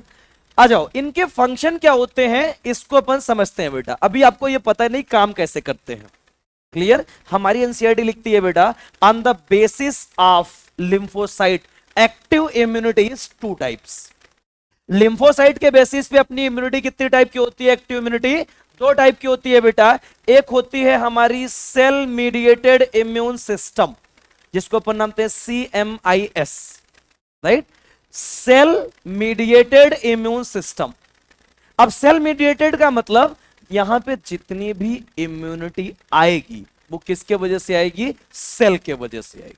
तो ये जो सेल मीडिएटेड इम्यून सिस्टम होती है बेटा, ये सेल मीडिएटेड इम्यून सिस्टम ये बेस्ड होती है बेटा हमारे टी लिम्फोसाइट पर। किस पे बेस्ड होती है बेटा? टी लिम्फोसाइट पर। और हमारी बॉडी की 60 से लेकर 70% इम्यूनिटी कौन बनाती है? सॉरी, टी लिम्फोसाइट पर बेस्ड होगी ये। किस पे बेस्ड होगी ये? टी लिम्फोसाइट पे। और हमारी बॉडी की 60 to 70% इम्यूनिटी कौन बनाती है? टी लिम्फोसाइट बनाती है। क्लियर? ये जो टी लिम्फोसाइट है बेटा, ये सेल से जाके खुद ब खुद लड़ती है। ये सेल से जाके खुद लड़ती है, इसीलिए इसको एक दूसरा नाम दिया जाता है बेटा, सेलुलर इम्यूनिटी भी नाम देते हैं। तो क्या नाम देते हैं? सेलुलर इम्यूनिटी नाम देते हैं। और दूसरी होती है बेटा AMIS, antibody mediated immune system. एक चीज बताओ, एंटीबॉडी मीडिएटेड इम्यून सिस्टम की बात कर रहे हैं तो किसकी बात आएगी बेटा? हमारी बी लिम्फोसाइट की बात आएगी। ये बेस्ड होगी किस पे बेटा? बी सेल पर। और हमारी बॉडी की 10 से लेकर 20% इम्यूनिटी किसके वजह से होती है? बी लिम्फोसाइट की वजह से होती है। क्वेश्चन आता है, सर एक चीज बताओ, यहां आप कह रहे हो 60 to 70% और यहां कह रहे हो 10 to 20%, फिर भी हमारी इम्यूनिटी 100% तो हुई नहीं अभी तक। अब क्या करेंगे? तो एक चीज बताओ, क्या हमारी बॉडी में सिर्फ एक्टिव इम्यूनिटी है? क्या आपकी फिजिकल बैरियर नहीं है? ये तो एक्वायर्ड की कहानी चल रही है ना। अगर टी लिम्फोसाइट बी लिम्फोसाइट की बात कर रहे हो तो क्या हमारी फिजिकल बैरियर नहीं है? क्या 10% जो हमारी इम्यूनिटी होती है वो physical barrier, physiological barrier, cellular barrier और साइटोकाइन बैरियर बनाती है। बाकी जो बच गई वो बी लिम्फोसाइट और टी लिम्फोसाइट बनाती है। क्लियर है? अब आ जाओ, यहां पे आपने लिखा है बी लिम्फोसाइट से एक बनेगी बी प्लाज्मा सेल और एक बी मेमोरी सेल। ये जो बी प्लाज्मा सेल बनती है बेटा, यही बी प्लाज्मा सेल प्रोड्यूस करती है बेटा हमारी एंटीबॉडी। क्या प्रोड्यूस करती है ये? एंटीबॉडी का प्रोडक्शन करती है। और एंटीबॉडी कौन कौन सी होती है? एक होती है आईजीजी, एक होती है आईजीए, एक होती है आईजीएम, और एक होती है आईजीई, और एक होती है आईजीडी। 5 टाइप के हमारे टोटल एंटीबॉडी होते हैं, बहुत है, अपने को 5 टाइप जानना है खाली। कौन कौन से? आईजीजी, आईजीए, आईजीएम, आईजीई और आईजीडी। ध्यान से देखो, सभी लोग मिलके गेम खेल रहे हैं, देखा? अरे सर, ये तो चमत्कार हो गया आज। एंटीबॉडी भी गेम खेलते हैं। हम तो अभी तक वही ड्यू ड्यू ड्यू कर रहे हैं मोबाइल लेके, हैं? देखो, ये जो एक चीज याद रखना, ये जितनी भी एंटीबॉडी लिखी गई, इनके परसेंटेज के बेसिस पे लिखा गया है, सीरियली अरेंज्ड है ये। इनको आगे पीछे मत कर देना, हमेशा गेम खेलोगे याद रहेगा एंटीबॉडी। हाँ सर, है ना, तू गेम खेलने लायक ही बनी है। थोड़ा सा बड़े हो जाओ बेटा, अब नीट का एग्जाम देना है, गेम से बाहर निकलो। क्या खेलती हो? पत्ते? जुआ? क्या सर, वो कीचड़ में लौट के जो कूदते हैं ना, वही गेम हम खेलते हैं। हैं?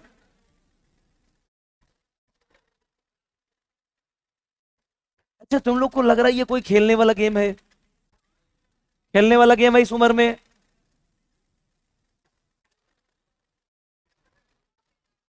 और क्या? इसको देखो, जुआड़ी को देखो, इसको देखो, ये देखो बगल में बैठी हुई है। ये सब पुराने खिलाड़ी बेटा, देखते देखते पत्ते पलट देते हैं ये। क्या तुम समझती हो? इन दोनों से मिलो। एक्चुअली जितने भी यहाँ टोटो वाले हैं ना, जितने ड्राइवर हैं, सब इनके जान पहचान वाले हैं। ये लोग उसी के साथ बैठ के आजा, 2 का 1, 2 का 1, 2 का 1 करते रहते हैं सुबह शाम। ठीक है, इनसे मिलना, इन दोनों से। ठीक है, आ जाओ। ये सारी एंटीबॉडी क्लियर हुई। ये 5 टाइप की एंटीबॉडी पूरी कौन बनाएगी बेटा? हमारी बी प्लाज्मा सेल बनाएंगी। अब ध्यान से देखो, जो हमारी एंटीबॉडी मीडिएटेड इम्यून सिस्टम हुई, वो किसके वजह से हुई बेटा? बी सेल के वजह से हुई, या हमारी बी लिम्फोसाइट की वजह से हुई। इसीलिए आपने इसको क्या नाम दिया? एंटीबॉडी मीडिएटेड इम्यून सिस्टम नाम दिया। अब ये जितनी भी हमारी एंटीबॉडी प्रोड्यूस्ड होती है बेटा, सारी की सारी एंटीबॉडी कहां प्रोड्यूस होती है बेटा? ब्लड में प्रोड्यूस होती है। और इसीलिए इस एंटीबॉडी मीडिएटेड इम्यून सिस्टम को अपन ह्यूमोरल इम्यूनिटी भी नाम देते हैं। इसको क्या नाम दोगे आप? ह्यूमोरल इम्यूनिटी भी नाम देंगे। अब ये कैसे फंक्शन करेंगे, अभी थोड़ी देर में आपको समझ में आ जाएगा। ये क्लियर हुआ अपना लिम्फोसाइट? आ जाओ, इनके फंक्शन समझते हैं बेटा। ये T helper cell, killer cell, suppressor cell काम कैसे करते हैं। सप्रेसर का फंक्शन तुमको पता चल गया। अपने को फंक्शन किसका जाना है? हेल्पर और किलर का। मेमोरी से अपने को कोई मतलब नहीं है, ये तो फ्यूचर के लिए स्टोर कर रही है। इस तरफ प्लाज्मा का पता चल गया, मेमोरी किसके लिए स्टोर हो रही है? फ्यूचर के लिए स्टोर हो रही है। क्लियर? आ जाओ, अपनी बॉडी में घुसा एक पैथोजन, अपनी बॉडी में किसकी एंट्री हुई बेटा? पैथोजन की। किसकी एंट्री होगी? बेसिकली एंटीजन की एंट्री होगी। ये लो बेटा, जैसे ही बेटा ये एंट्री करेगा पैथोजन, इसकी पहली मुलाकात जो होगी वो होगी हमारी बॉडी में प्रेजेंट मैक्रोफेजेस सेल से। पहली मुलाकात किसकी होगी? मैक्रोफेजेस सेल से। याद रखना, हमारी बॉडी में कोई भी एंटीजन आए, बैक्टीरियल है, वायरल है, फंगल है, प्रोटोजोवन है, चाहे जो एंटीजन आए, उसकी पहली मुलाकात हमेशा किससे होगी बेटा? मैक्रोफेजेस से। उसका रीजन कि हमारी जो एंटीजन प्रेजेंटिंग सेल होती है, जहां पे एंटीजन पहली बार हमारी बॉडी में इंटरेक्ट करता है, वो सिर्फ और सिर्फ किससे करेगा? मैक्रोफेजेस से, क्योंकि ये एंटीजन प्रेजेंटिंग सेल होती है बेटा। क्लियर है? आ जाओ, मैक्रोफेजेस से जैसे ही मुलाकात होगी बेटा, ये मैक्रोफेजेस तुरंत का तुरंत एक्टिवेट करेगा हमारी बॉडी में प्रेजेंट टी हेल्पर सेल को। किसको एक्टिवेट करेगा? टी हेल्पर सेल को एक्टिवेट करेगा। क्लियर?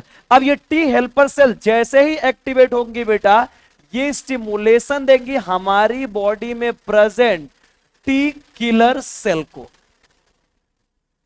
सबसे पहले मैक्रोफेजेज ने किसको एक्टिवेट किया है? टी हेल्पर सेल को। और ये टी हेल्पर सेल किसको एक्टिवेट कर रही है बेटा? हमारे टी किलर सेल को। जैसे ही टी किलर सेल एक्टिवेट हुआ, नाम को पकड़ो, आंसर तुम्हारे सामने है बेटा। किलर करने वाली सेल, इसका क्या काम होगा बेटा? सेल को किल करने का काम करेंगी। तो यही हमारी टी किलर सेल, जैसे इनको स्टिमुलेशन मिलेगा, ये क्या करेंगे बेटा? अपना नंबर इंक्रीज करेंगी। क्लोनल सिलेक्शन होगा, अभी आप पढ़ के आए हो। पैथोजन की एंट्री के बाद क्लोनल सिलेक्शन हुआ कि नहीं? इफेक्टर और मेमोरी सेल बनी है। क्लियर? तो नंबर बढ़ेगी, क्लोनल सिलेक्शन होगा, जिसके वजह से बेटा यहां से दो दो केमिकल सिक्रेट होंगी। एक तो सिक्रेट होगी अपनी लिम्फोटॉक्सिन्स, और दूसरी सिक्रेट करेंगी ये परफोरिन्स। अब अगर परफोरिन्स याद हो तो तुम्हारे सामने आंसर लिखा गया है। परफोरिन्स ने क्या किया था बेटा? टारगेट सेल की प्लाज्मा मेम्ब्रेन पे पोर्स क्रिएट किया था। तो यही परफोरिन्स क्या करेंगे बेटा? पोर्स क्रिएट करेंगी, जिसके वजह से अपन किल करेंगे बेटा किसको? टारगेट सेल को किल करेंगे। क्लियर?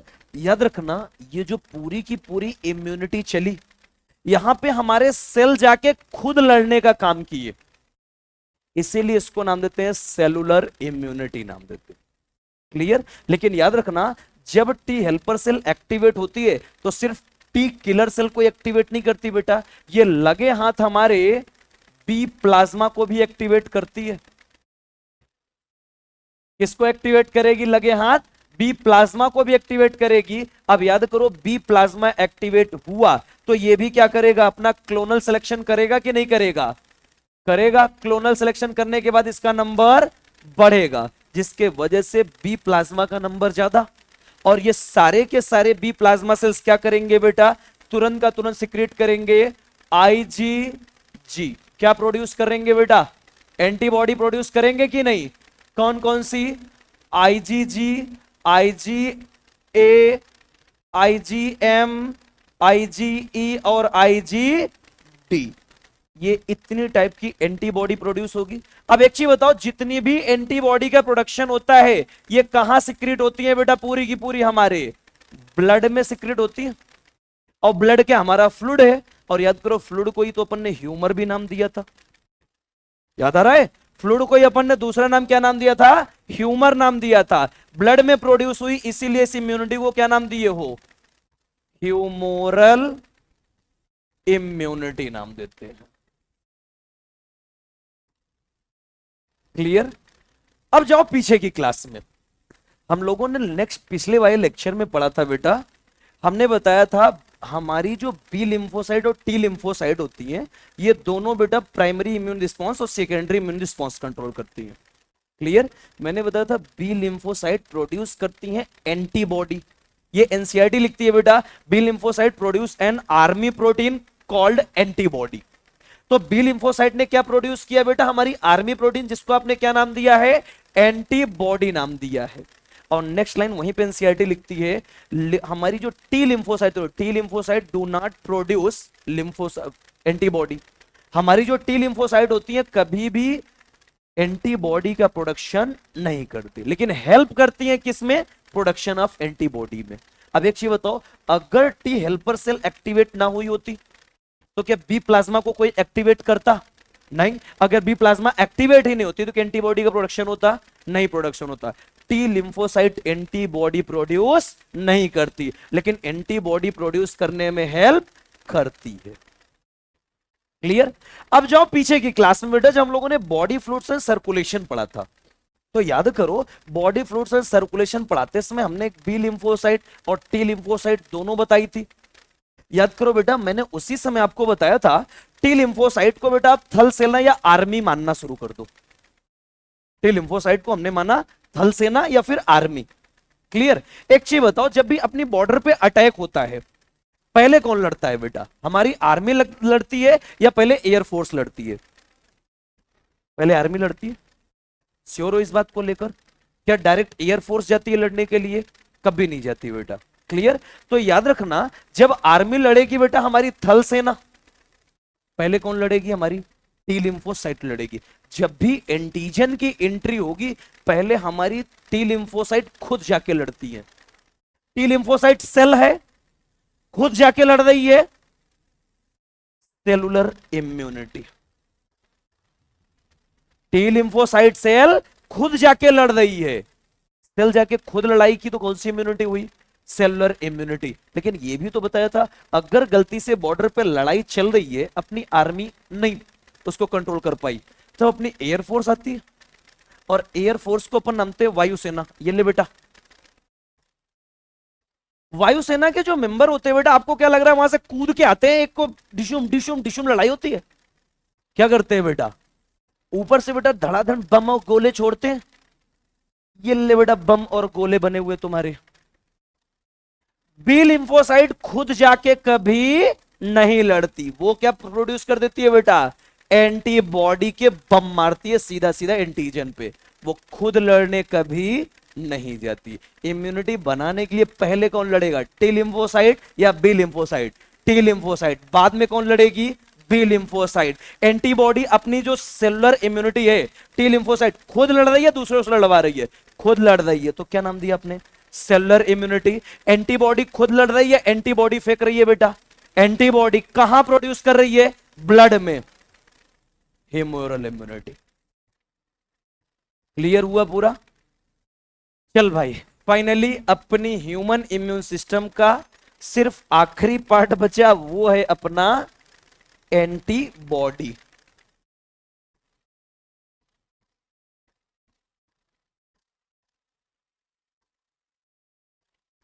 चलो, अब ये एंटीबॉडी क्या है, आ जाओ इसके बारे में समझते हैं। देखो, याद करो एंटीबॉडी के बारे में, जब हम लोगों ने बॉडी फ्लूइड्स एंड सर्कुलेशन में ब्लड ग्रुप पढ़ा था, याद आ रहा है? ब्लड ग्रुप में मैंने क्या बताया था? जैसा एंटीजन वैसा ब्लड ग्रुप, राइट?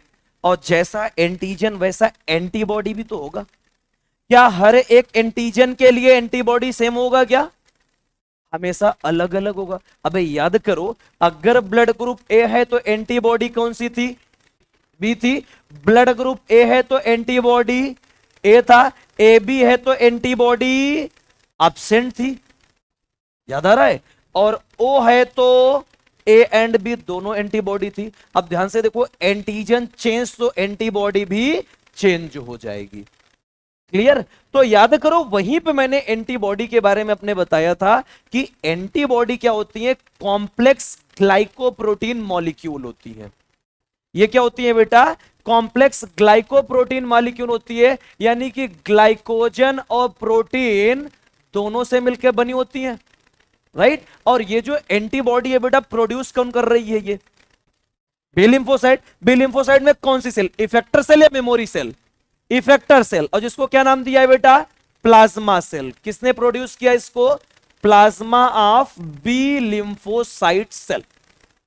क्लियर? और ये जो बेटा हमारी एंटीबॉडी होती है, ये बनी हुई होती है बेटा दो चेन से मिलकर। इसको नाम देते हैं बेटा, बनी होती है फोर पॉलीपेप्टाइड चेन से। और ये जो फोर पॉलीपेप्टाइड चेन होती है एंटीबॉडी की, इसमें क्या क्या होती है बेटा? दो स्मॉल चेन होती है, जिसको अपन क्या नाम देते हैं बेटा? लाइट चेन नाम देते हैं। और दो होती है बेटा हमारी लॉन्ग चेन, जिसको अपन क्या नाम देते हैं? हैवी चेन नाम देते हैं। क्लियर? और ये दोनों के दोनों स्मॉल चेन और लॉन्ग चेन किससे अटैच होते हैं बेटा? डाइसल्फाइड बॉन्ड से अटैच होते हैं। दोनों के दोनों अटैच होंगे डाइसल्फाइड बॉन्ड से। अगर इसको रिप्रेजेंट करने की बात करें, इसको रिप्रेजेंट करते हैं H2L2 से। H2 का मतलब दो हैवी चेन और L2 का मतलब दो लाइट चेन। शेप कैसा होता है बेटा? वाई शेप होता है। कैसा शेप होगा अपना? वाई शेप होगा। आ जाओ, कैसे होते हैं इसके बारे में अपन समझते हैं। एक छोटा सा डायग्राम अपने एनसीईआरटी के बनाते हैं, सारी चीजें क्लियर हो जाएंगी अपनी।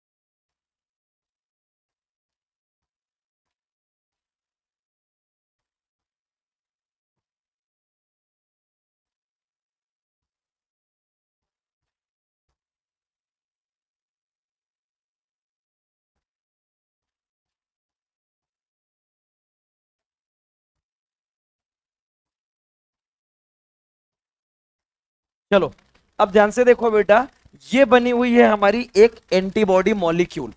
अगर इस एंटीबॉडी मॉलिक्यूल को आप ध्यान से देखिए तो ये आपको दो दो क्या नजर आ रही है बेटा, लाइट चेन नजर आ रही हैं। दोनों स्मॉल चेन है, इसको क्या नाम देते हो आप, लाइट चेन नाम देते हैं। और ध्यान से देखो दो आपको बड़ी चेन भी तो नजर आ रही है। जो ये बड़ी चेन होती है बेटा, इसको अपन क्या नाम देते हैं, हैवी चेन नाम देते हैं। क्लियर। और ये जितने भी आपको चेन नजर आ रही है बेटा, ये सारी की सारी चेन किससे अटैच होती है, हमारी डाइसल्फाइड बॉन्ड से अटैच होती है। ये रही बेटा हमारी दो दो सल्फर के बीच में बना हुआ है डाइसल्फाइड बॉन्ड। ये लो, जहां जहां आप लगा सकते हो बस लगाते चले जाओ डाइसल्फाइड बॉन्ड। अब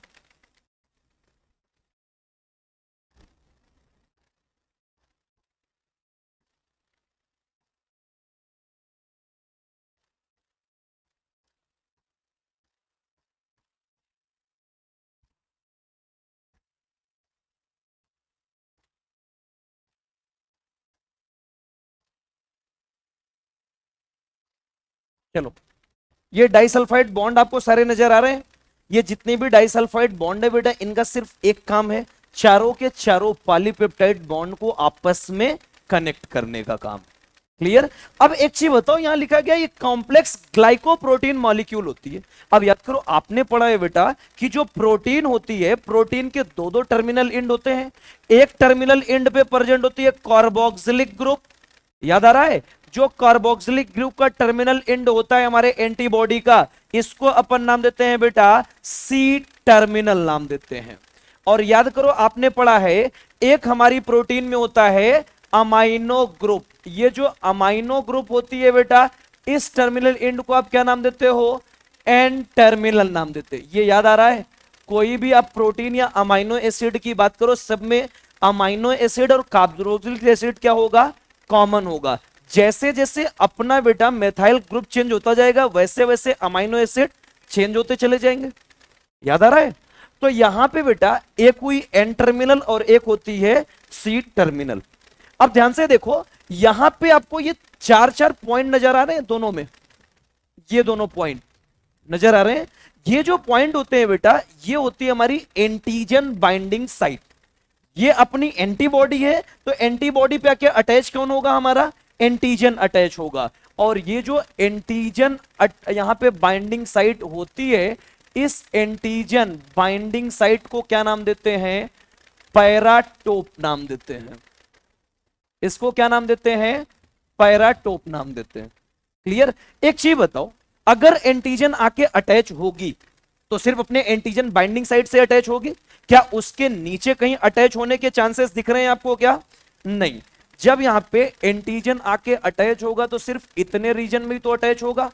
क्या इसके नीचे कहीं भी पॉसिबिलिटी आपको नजर आ रही है अटैच होने की, नहीं। इसके आगे कहीं पे भी पॉसिबिलिटी अटैच होने की नहीं है, क्योंकि हर समय कोई भी एंटीजन कहां अटैच होगा, अपने बाइंडिंग साइट पे अटैच होगा।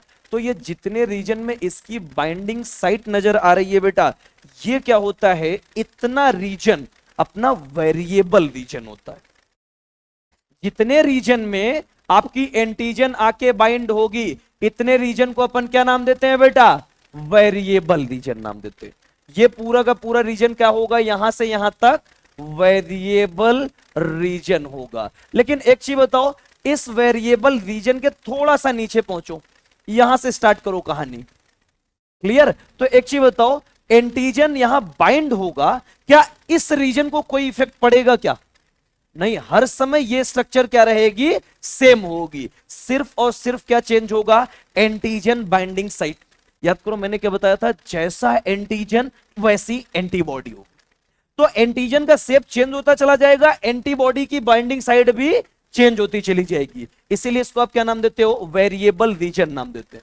लेकिन जिस रीजन पे एंटीबॉडी अटैच होने से भी कोई फर्क ना पड़े, इस रीजन को अपन क्या नाम देते हैं बेटा, कांस्टेंट रीजन नाम देते हैं।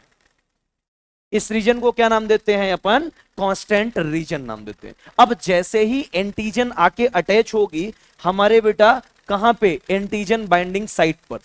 और एंटीजन बाइंडिंग साइट पर एंटीजन के अटैच होने के बाद जो अपनी नई रिएक्शन होती है उसको अपन नाम देते हैं एंटीजन एंटीबॉडी कॉम्प्लेक्स रिएक्शन। याद करो हम लोगों ने क्लंपिंग ऑफ आरबीसी पढ़ी थी। मैंने बताया था अगर गलती से ब्लड का ट्रांसफ्यूजन ए वालों को बी दे दिया तो एंटीबॉडी सेम है, जिसके वजह से एंटीजन एंटीबॉडी क्लंपिंग होगी या रिएक्शन होगी, जिसके वजह से एंटीजन और एंटीबॉडी एक दूसरे को डिस्ट्रॉय करने लगेंगे। तो ऐसे में अगर एंटीजन एंटीबॉडी का रिएक्शन हुआ तो नुकसान किसका होगा? आरबीसी का नुकसान होगा। इसके वजह से आरबीसी का नंबर कम होने लगेगा, जिसके वजह से बेटा आपने देखा था एरिथ्रोब्लास्टोसिस फिटेलिस में पर्नीशियस एनीमिया और जॉन्डिस के केस देखने को मिले थे। याद आ रहा है? तो यहां पे एंटीजन जहां भी अटैच होगा ये हर समय वेरिएबल रीजन चेंज होती जाएगी। अगर बैक्टीरिया आया तो उसके लिए बाइंडिंग साइट अलग बन जाएगी, अगर हमारा बेटा यहां पे फंगस आया उसके लिए अलग बन जाएगी, कोई वायरस आया उसके लिए बाइंडिंग साइट अलग हो जाएगी। इसीलिए इसको क्या नाम देते हैं अपन? Variable region. लेकिन जिस रीजन को कोई इफेक्ट नहीं पड़ता उसको क्या नाम देते हैं? कांस्टेंट रीजन नाम देते हैं। अब आ जाओ यहां पे, एक तो आपने नाम पढ़ा पैराटोप जहां पे एंटीजन अटैच होगा। क्लियर? आ जाओ, ये रहा अपना एक छोटा सा एंटीजन, और कोई हमने बैक्टीरिया का एंटीजन लिया है। एक चीज याद रखना, एंटीजन थोड़े से खतरनाक होते हैं, राक्षस टाइप नजर आते हैं ये। क्लियर? क्योंकि आपकी बॉडी को नुकसान पहुंचाने वाले हैं। ये हुई हमारी एंटीजन की डिटर्मिनेंट साइट।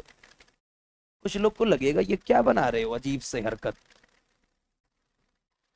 ये छोटा बच्चा नहीं नजर आ रहा है तुमको? नजर आ रहा है ना?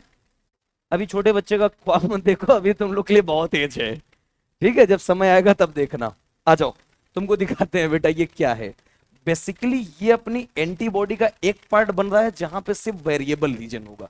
ये रही अपनी एंटीजन और ये रही बेटा अपनी एंटीबॉडी की, ये लो एंटीजन बाइंडिंग साइट। ध्यान से देखो, क्या यही अपनी वेरिएबल रीजन है? क्या नजर आ रहा है?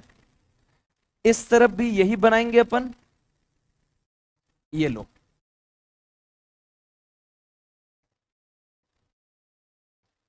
आपको समझ में आया? ये क्या है अपनी, जो पिंक कलर नजर आ रही ये क्या है? हमारी एंटीबॉडी। येलो कलर क्या है? हमारी एंटीजन है। तो एक चीज बताओ, जिस जगह से आपकी एंटीजन आके अटैच हुई इसी को क्या नाम दिया आपने? एंटीजन बाइंडिंग साइट नाम दिया। और एंटीजन बाइंडिंग साइट का दूसरा नाम क्या दिया बेटा? पैराटोप नाम दिए हैं। क्लियर? लेकिन मैंने क्या बताया कि जैसे जैसे एंटीजन का शेप साइज चेंज होगा वैसे वैसे एंटीबॉडी की डिटर्मिनेंट साइज भी चेंज होती चली जाएगी। तो यहां पे एंटीजन जब इस तरह का था तो अपनी एंटीबॉडी का शेप भी उसी तरह हो गया। लेकिन अगर गलती से अपना एंटीजन शेप चेंज कर दे बेटा, ये लो ऐसे आ जाए, तो ऐसे में एंटीजन बाइंडिंग साइट भी अपने एंटीबॉडी की चेंज हो जाएगी। इसीलिए तो उसको नाम दिया वेरिएबल रीजन। अब ध्यान से देखो, जिसने अटैच करवाया वो एंटीजन बाइंडिंग साइट, लेकिन जो आके अटैच हो रहा है इसको नाम देते हैं एंटीजन डिटर्मिनेंट साइट। एक चीज बताओ, एंटीजन डिटर्मिनेंट साइट किसके पास होगा? पैथोजन के पास या हमारे पास? पैथोजन के पास होगा। बाइंडिंग साइट किसके पास होगी? हमारे पास होगी। इसको अपन नाम देते हैं बेटा इपीटोप नाम देते हैं। क्लियर? अब एक चीज बताओ, जब आपने एंजाइम पढ़ा होगा बेटा तो आपने एक पढ़ा होगा बेटा लॉक एंड की फैशन। याद आ रहा है? हमारी एनसीईआरटी लिखती है बेटा, to top tip of his molecule attach with antigen in lock and key fashion form the antigen antibody complex. अब एक चीज बताओ, ये एंटीजन आई किसके साथ अटैच हुई बेटा? एंटीबॉडी के साथ। क्या ये लॉक एंड की फैशन बना हुआ है कि नहीं बना हुआ है? बोलो यार, ये है बेटा लॉक एंड की फैशन। और इसी लॉक एंड की फैशन को अपन क्या नाम देते हैं? एंटीजन एंटीबॉडी कॉम्प्लेक्स नाम देते हैं। क्लियर है? याद रखना, जैसे जैसे एंटीजन डिटर्मिनेंट साइट चेंज होगी वैसे वैसे एंटीबॉडी में एंटीजन की बाइंडिंग साइट भी चेंज होती चली जाएगी। क्लियर हुआ ये एंटीबॉडी? बोलो यार। आ जाओ, थोड़ा सा और आगे चलते हैं। 15 मिनट तो रुको, इतनी क्या जल्दबाजी है? 1 घंटे नहीं रोक रहे, टेंशन ना लो। ठीक है, अबे ये एंटीबॉडी तो खत्म करके जाओ कम से कम। देखो ये लोग बेचारे एकदम भूखे मरे, ये लोग बैठे हुए हैं, ये लोग सोच रहे हैं ठीक है कुछ खिला दें। क्या खाना पसंद करोगी? गाली, जूता, चप्पल? देखो हमारे मेनू में यही है बेटा सिर्फ। बेचारी नाराज हो गई। बेटा मोमो क्या, इसकी शक्ल भी मोमो जैसे हो गई है मोमो खा खा के। अब उससे आगे निकलो बेटा, थोड़ा बड़ी हो गई हो। कुछ भी, एक काम करो, बाहर जाओ, पानी मिलेगा पीने के लिए, डिहाइड्रेशन से बची रहेगी बॉडी। खाने को तो जिंदगी में कभी मिल जाएगा, उसमें क्या। अरे यार, बाहर से जाके ले लो, दे दो रे इसको पानी, नहीं मर जाएगी भूखे वो, पानी तो दे दो। आ जाओ, नेक्स्ट आता है बेटा फंक्शन ऑफ एंटीबॉडी। चल भाई, क्या क्या एंटीबॉडी के फंक्शन होते हैं इसको समझते हैं बेटा। देखो पहला फंक्शन होता है हमारे एंटीबॉडी का एग्लूटिनेशन। अब ये क्या होती है एग्लूटिनेशन, आ जाओ इसके बारे में समझते हैं। देखो जैसे ही एंटीजन एंटीबॉडी से आके अटैच होगा, इसके वजह से क्या बनेगी हमारी एंटीजन एंटीबॉडी कॉम्प्लेक्स बनेगी। अरे बोलो यार, तो ये जो एंटीजन और एंटीबॉडी कॉम्प्लेक्स बनी, ये लॉक एंड की फैशन में बनती है। तो जैसे ही एंटीजन एंटीबॉडी कॉम्प्लेक्स बने, अगर आपने एंटीजन की सेल का ब्रेकडाउन किया तो वो कहलाएगी एग्लूटिनेशन। यहां किल करेंगे पैथोजन को कैसे बेटा? Bye cell lysis. किल करेंगे पैथोजन या फिर एंटीजन को बाय सेल लाइसिस। भाई एंटीबॉडी जब अटैच होगी तो कोई भी फंक्शन करवा सकती है। अगर एंटीजन का सेल मेम्ब्रेन आपने ब्रेकडाउन करवाया तो उसकी डेथ होगी। इस प्रोसेस को आप क्या नाम दोगे? एग्लूटिनेशन नाम देंगे। क्लियर? दूसरा, या तो एंटीबॉडी एग्लूटिनेशन ना करा के ऑप्सोनाइजेशन करा सकती है बेटा। अब ये क्या होती है ऑप्सोनाइजेशन, आ जाओ समझते हैं। जैसे ही अपनी बॉडी में एंटीजन आया, राइट, इस एंटीजन को अपन क्या करेंगे, इस एंटीजन को अपन क्या करेंगे बेटा? तुरंत की तुरंत इसकी प्रोटेक्टिव कवरिंग बनाएंगे। इसको चारों तरफ से एंटीजन को क्या करेंगे? कवर करेंगे। और इस एंटीजन को जो कवर करेगी बेटा, वो होती है हमारी ऑप्सोनिन एंटीबॉडी। और ये जो ऑप्सोनिन एंटीबॉडी होती है बेटा, ये होती है आईजीजी और आईजीएम। क्लियर है? ये आईजीजी और आईजीएम इस एंटीजन को क्या करेंगे बेटा? आके चारों तरफ से प्रोटेक्ट कर लेंगी। अब एक चीज बताओ, एंटीजन हमारे अंडर में है, अब हम जो चाहे वो करवा लें इसका। अरे एंटीबॉडी के गिरफ्त में आ चुके एंटीजन, अब एंटीबॉडी जो चाहे वो कर ले, बस कुछ नहीं, तुरंत करवाओ एंटीबॉडी से इसकी फैगोसाइटोसिस। इस प्रोसेस को क्या नाम दोगे? ऑप्सोनाइजेशन नाम देंगे। क्लियर? और या तो फिर ये भी ना करके क्या करेगी हमारी एंटीबॉडी? न्यूट्रलाइजेशन का काम करेगी। और न्यूट्रलाइजेशन में आप समझते ही हो बेटा, जो एंटीजन आया है उसकी टॉक्सिक सब्सटेंस को क्या करेंगे? न्यूट्रलाइज कर देंगे। Neutralize toxicity of pathogen. हमारे पैथोजन की टॉक्सिसिटी क्या हो गई बेटा? डिस्ट्रॉय हो गई। अब वो एंटीजन हमारी बॉडी में रहे या ना रहे, अपने को कोई इफेक्ट पड़ने वाला अब नहीं है। क्लियर? आ जाओ, एंटीबॉडी होती कौन कौन सी हैं इसको समझते हैं। Types of antibody. चलो,